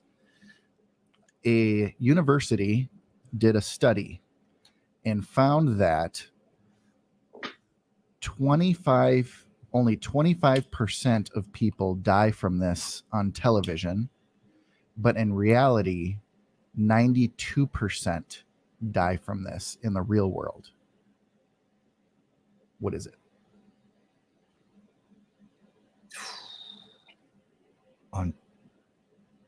So what are the percentages again?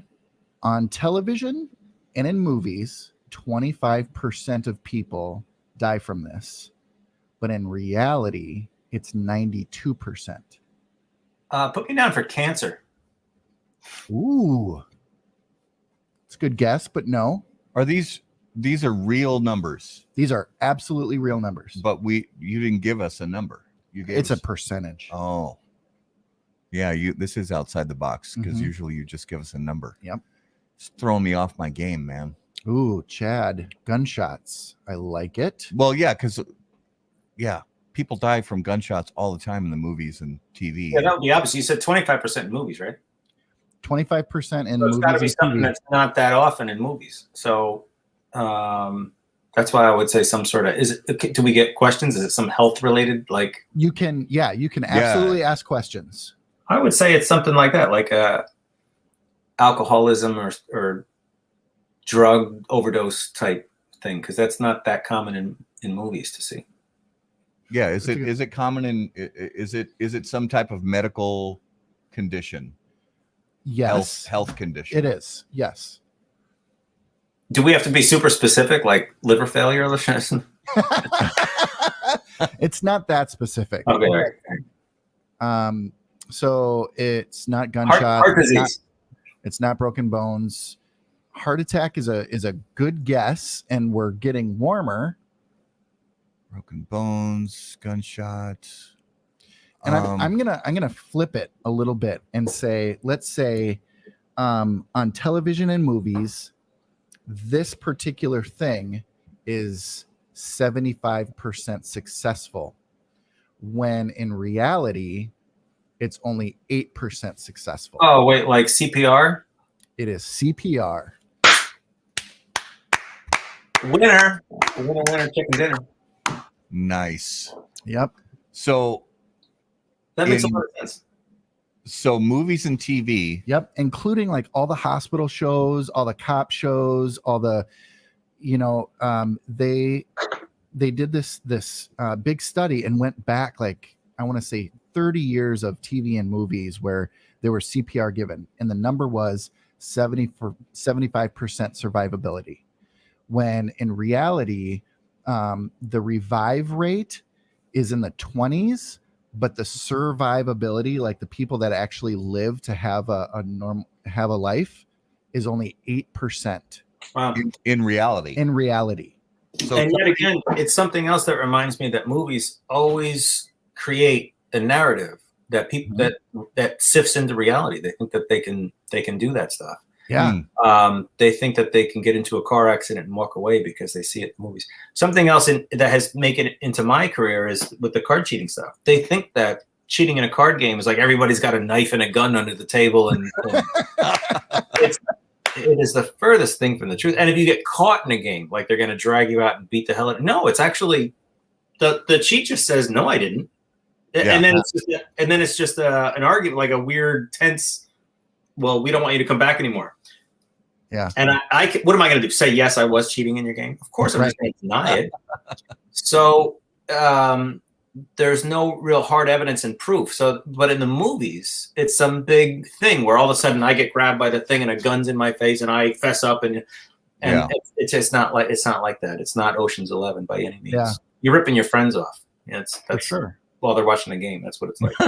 Well, and so NPR did a story on this, and that's where I, kind of got the idea for this. Like, oh, I should do that on the thing. And they interviewed, I want to say like 1,000 doctors from, all kinds of medicine, asking, would you want to be revived? Would you want like all of these things? And almost none of them wanted CPR. And the only thing they advocated for was, if they were in that kind of a situation, was pain medicine.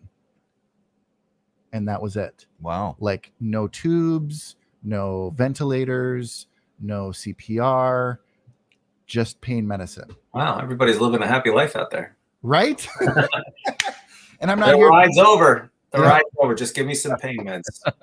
Yeah, it's crazy. And I would like to know, Chad is a doctor. Chad, do you have that? Is that your stance as well? One of our loyal listeners and watchers, Chad is a doctor, and would like to know how he feels about.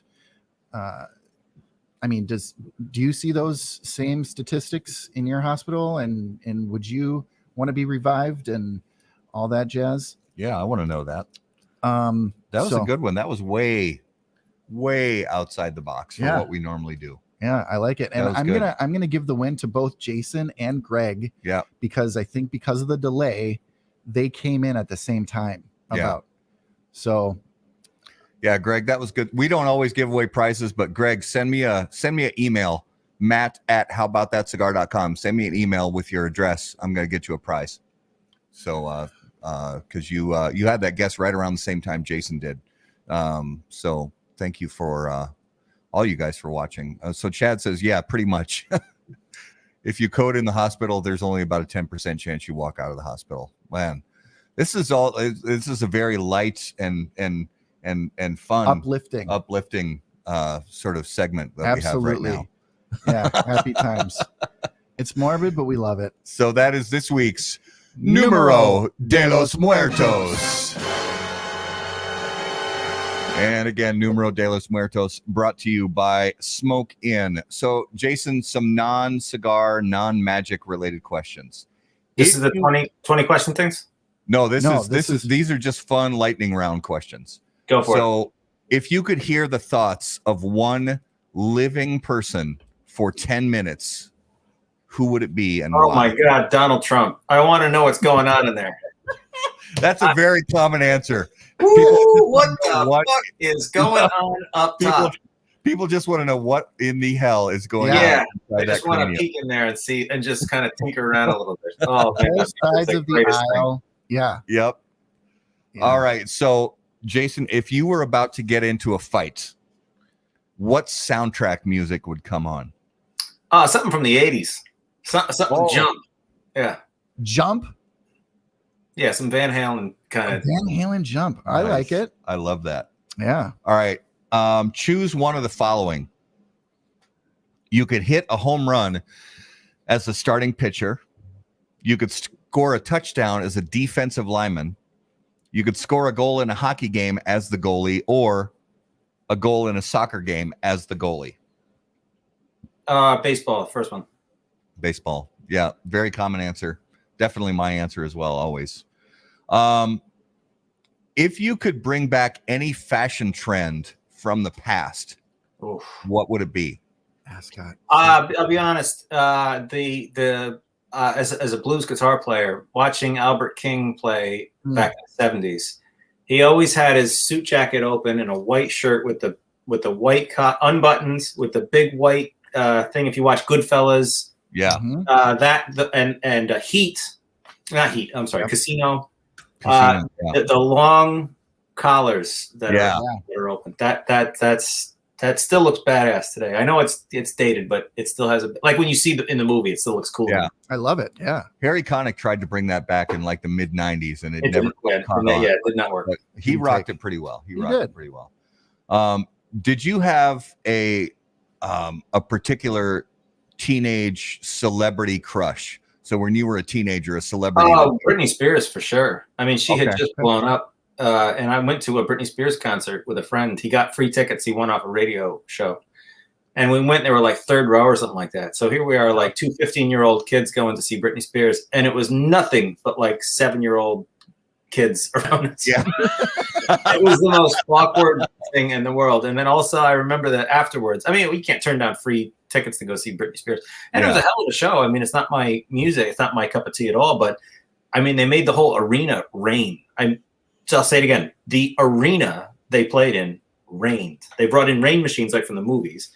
And all of a sudden, there's like 200 yards squared that's raining. And then they raised all the dancers up. They were suspended midair with cables halfway up, dancing in the rain 50 feet off the ground and with lights from above. So that created a big shadow underneath. I mean, it was like one of the most amazing productions I've ever seen, even though it's not really my cup of tea for music, but it really was kind of mind-blowing to watch that live. And then afterwards we bought bootleg t-shirts in the street, Britney Spears t-shirt, right? And it's just some guy from New York City selling knockoff that had nothing to do with the show, right? Selling $20 t-shirts out in the street. So of course we bought them, and I'm a medium or a small, but I bought the medium, and I washed it, and the next day that shirt was like this big. Like Baby Gap.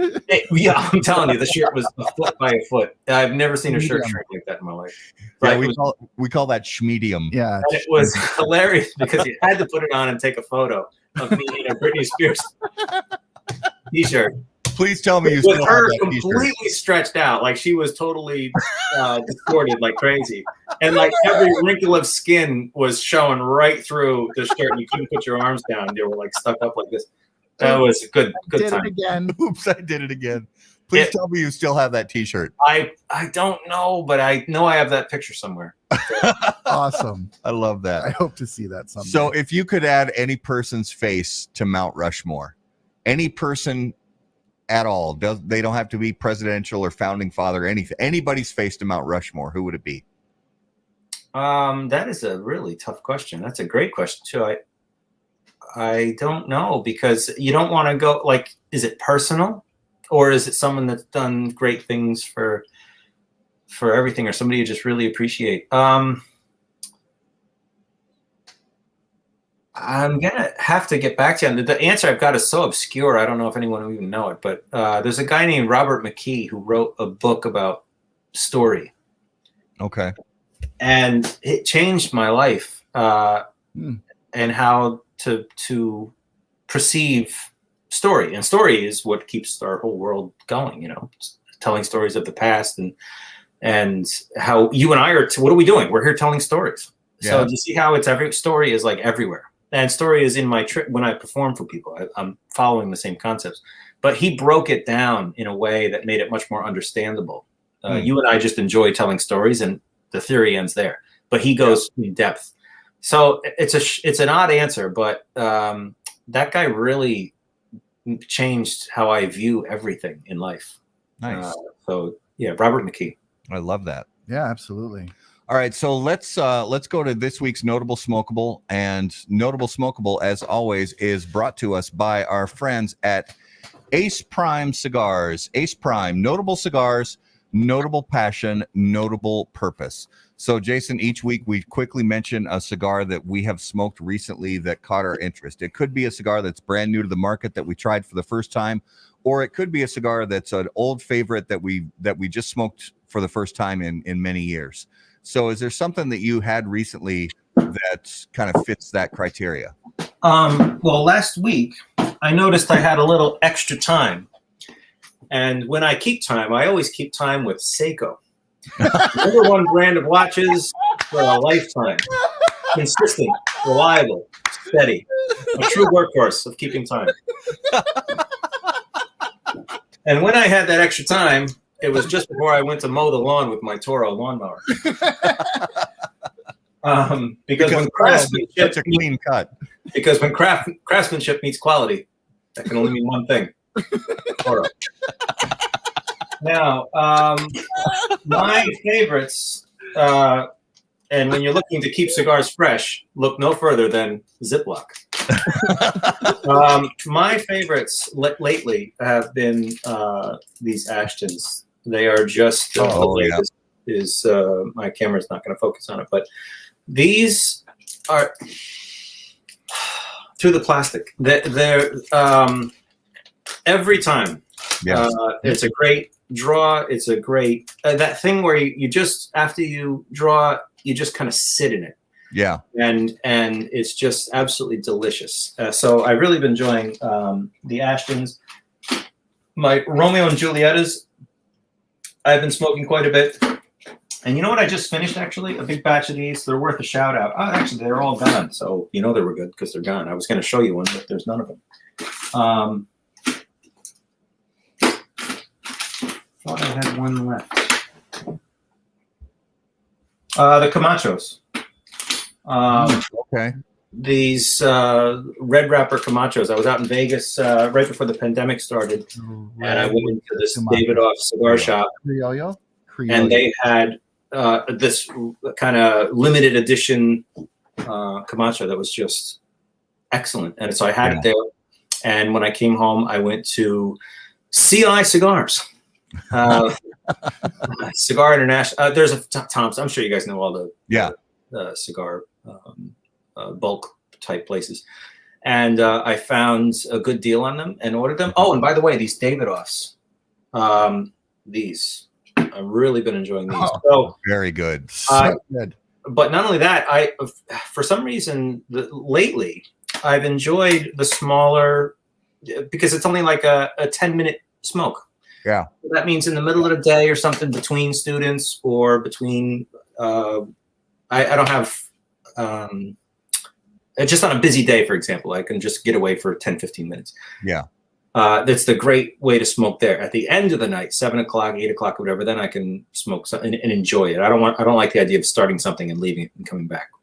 Yeah. And so I've really been enjoying those Davidoffs. They're just so damn good. Yes. They and since they're small, you don't have to worry about the bad draw stuff. They're just every one I've ever had has been just perfect. Yeah.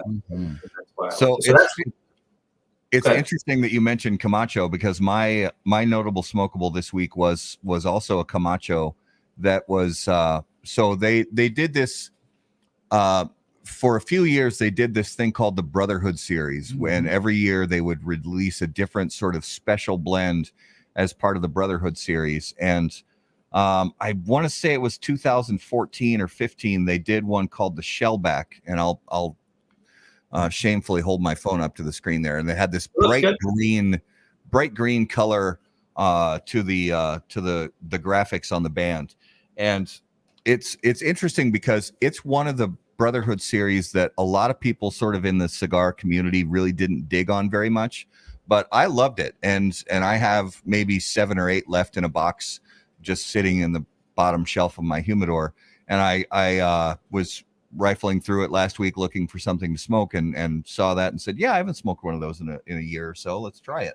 And I just think they're, even after all these years, I think they're smoking. Yeah, I am not a cigar snob when it comes to the particular brands and things like that. And some people think, oh, I don't smoke those. But that haven't. It's one of my least favorite human experiences. Oh, I love sushi. Oh, I hate sushi. Have you ever had it? No, I don't want it. And you're like, well, how the hell can you say you hate it? Yeah, exactly. So there are some that Camacho brand, same thing. It seems trendy or it seems new, but there has been, I forget the one that I had, the name of it. If it was a red band from Camacho, the red ones I just had, but the ones I was in Vegas that I finished were just amazing. Were the dark, look like a deep blue, El Dorado or Ecuador. Ecuador, yes, that thing. They were just excellent. They were just really good and refreshing. They're different. You can't smoke the same cigar every day. It starts to lose its thing. So good variety of brands and types and wraps and things, whether it's mild or darker, whatever. And that'll keep things fresh. But those Camachos I thought were and a good price point and really tasty. Absolutely. What was yours, Garrett? The Muestra de Saka. Which one is that? The Exclusivo from Steve Saka and Dunbarton Tobacco and Trust. Yeah. You guys, it was about, I want to say 11 p.m. around a bonfire at the cabin. on Saturday night, and the cigar was fantastic, but the company was even better. Yeah. Type of a situation. Experience plays a big role. Huge role. Experience plays a big role, definitely. If you're with friends and it's a good, just a good. Oh, of course, yeah, experiential. Yeah. I've had gigs like that where the show didn't go the way I wanted it, but the people and the vibe and the energy made it a great experience instead of that. Yeah. Yep. You can eat at a restaurant with good friends, and even if the food isn't up to par, it's still a good time. A good hang. Yeah. So that was this week's Notable Smokables, brought to you by Ace Prime, improving lives through fine cigars. Visit aceprime.com to learn more. So just to give our viewers and listeners a final idea of some cool stuff we have coming up, this is the big one, guys. Next week, we are going to be live in Las Vegas covering the Tobacco Plus Expo trade show. So this is going to be our first time as our new media entity covering a trade show, and we're super excited to get together with all the people and actually have togetherness experiences again in Las Vegas with all these great cigar companies. So we'll be there covering that on the 12th through the 14th next week. So stay tuned to our Facebook page and our YouTube page to make sure that you don't miss any of our interviews with different cigar manufacturers and brand owners over at that trade show. Mm-hmm. Jason, give our viewers and listeners an idea of where they can keep up with everything that you have going on in your world. I will. And I will say before I jump into that, before the pandemic, 4 years in a row, I did a vape convention. Vape isn't really my thing, but they wanted me to come do my thing for their convention and entertain everybody. And it was an absolute blast. I learned so much and met so many amazing people. To be around that many like-minded people and find out about all the things in this industry that you just have no idea. You're just sharing with so many people that have so much knowledge. It was and I'm not even, like I said, not even into it, and I had a great time. So to go to a cigar convention like that, if you haven't done it, you said you're going for your first time doing it, you guys are going to have an absolute blast. Meeting people and learning things and seeing all the new things out there. It's things that you've never seen before. It's just it's an amazing experience. So enjoy that. I'm a bit jealous. All right. So if you're interested in the stuff that I did, first of all, you could Card Magic by Jason is my website. It's my TikTok, my Instagram, my Facebook, everything. So just Card Magic by Jason, and you'll find all my socials there. I'm not on Twitter because fuck Twitter. But amen. It's the stupidest platform. So anyway, everything else, just Card Magic by Jason. You can go there. On my Instagram, I do a lot of giveaways. I'm giving away all sorts of stuff all the time, decks of cards. A lot of the decks of cards I have are very rare, very valuable. Interesting. I mean, every week there's somebody coming out with a new deck similar to cigars. So there's always people trying to compete and get to the top. So I get a lot of those companies send me those cards to promote on my channel because a lot of people who are interested in Card Magic come to me. Recently, I got some glow in the dark deck that was just amazing. I mean, I saw that. Yeah, I mean, I've never seen anything like that before in my life, and I'm looking at the footage, going like, these cards look like radioactive in my hands. It was amazing. Yeah. So if you're interested in seeing new decks that come out or even winning those, I give them away for free. Each week I give away a deck for free. So you can jump on that if you want. If you just want to watch some really amazing card content, I suggest my Instagram or TikTok, which just absolutely blew up in the last couple months. And all I'm doing is talk about all the cheating techniques similar to what I did with you, but above and beyond. Just showing you kind of the depth that a card cheat can go through to get an edge in a game. Yeah. And regardless of how many times those cards are shuffled, I've done things where other people shuffle and cut, and I take the deck back and instantly name all the hands and all the positions, and people just go, how is this possible? Oh, and my favorite thing about TikTok is, I think because it's a younger generation, 85 to 90% of people on TikTok think it's all fake. It's CGI. It's fake. I just edited. You're garbage. This is edited. I saw the cut at 50 seconds. I saw when somebody handed you cards off screen and then you cut. I'm like, what? Like, I teach. I mean, it's just nuts. So I think the new generation is just unwilling to accept that this is raw talent. And it's much easier that he just bought an app that makes him do really amazing cuts in his videos. Yeah. It's all fake. So read the comments on my TikTok. It's hilarious. So that you can find it. I'm not really on Facebook too much because Facebook kind of fell apart, I think, in the last few years with political arguments and fake news and things. So I'll post a video. I'll post a video of card cheating on Facebook, and the first comment is like, "That's about as fake as CNN." And then the next 150 comments are people fighting politics. So I don't really care about Facebook much anymore. But I will be on Instagram and TikTok mostly. And then, of course, my YouTube channel, you can go there. Same thing, Card Magic by Jason, but you'll see more live performances. You'll see me on stage in front of real people performing the stuff that I just did for you and blowing people's minds. And there's plenty more of content to come. The pandemic killed everything. So once we get out of this, there's going to be a lot of more live show performances. If you're interested in seeing me perform live, the next biggest thing I have coming up is in Chicago. It's going to be a big run of shows there. If you are on my social media, I'll be pushing that show, obviously. But it's a place in Chicago called the Hubbard Inn, and it's going to be 2 shows a night. And you're just going to see, it's going to be a great mix of cigars, scotch, and me doing badass card cheating and gambling demos. For 1 ticket, you get a full night of just top-end whiskeys, awesome. Cigars, and me performing. Awesome. So that's going to be a residency, a run like that, and that's where I'll be performing. But if I'm not there, I'll be at places like the Magic Castle or Chicago Magic Lounge. New York City has a lot of venues. But again, if you're on my social media, I'll be pressing those dates.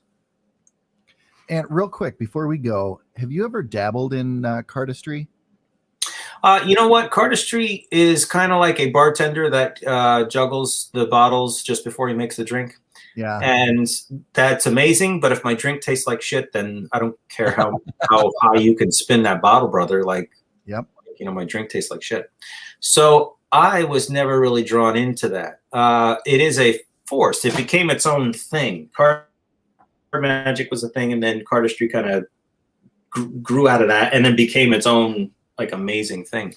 I've learned just enough of it to survive, if that makes sense. Like if I want to do some fancy cuts and things, I'll do it. But my passion is not in being able to juggle a deck of cards. I'm no disrespect to the guys that do; they're amazing. Yeah. But my area is cheating at cards and card magic. The thing like the trick you saw there, just blowing people's minds, and I can sprinkle in a few fancy cuts here and there, but that's about 5% of what I do. Nice. Well, Jason, thank you so much, brother, for being on the show. We had an absolute blast. This was, I'm gonna say this was one of my favorite shows. I love doing things that just kind of take us outside of our as much as we love the cigars. This was a great time to just get outside of that and have some good times with cards and get to know you. So thank you so much. Well, thank you for having me. I appreciate it. A great time as well. Thank you for the smokes. For the people at home, they sent me some absolutely, this is stunning, beautiful work. I appreciate this very much. I love, I have all my accessories and trinkets up top on my shelves there. Cigar holders and, yep, exactly. Thank you. Yeah. I've got 5 or 6 cigars here from you guys as well. So over the next couple weeks, I will make some posts with the pictures of the cigars, a quick review. You guys got me down to a T. So I appreciate the effort there. Absolutely. So I'm looking forward to smoking these. And again, thank you for sharing what you're passionate about. I'll share what I'm passionate about. And this is how things move forward, man. Absolutely. So hang with us in the green room just for 2 minutes after we're off the air. For all our viewers and listeners, as always, guys, we are so grateful to you. You are the best part of HBTC. So keep following us on social media at HBT Cigar. If you guys have questions for Garrett or myself, send us an email directly on the website, howaboutthatcigar.com. And as always, until we see you guys next time, burn cigars, not bridges. See you guys. Thanks.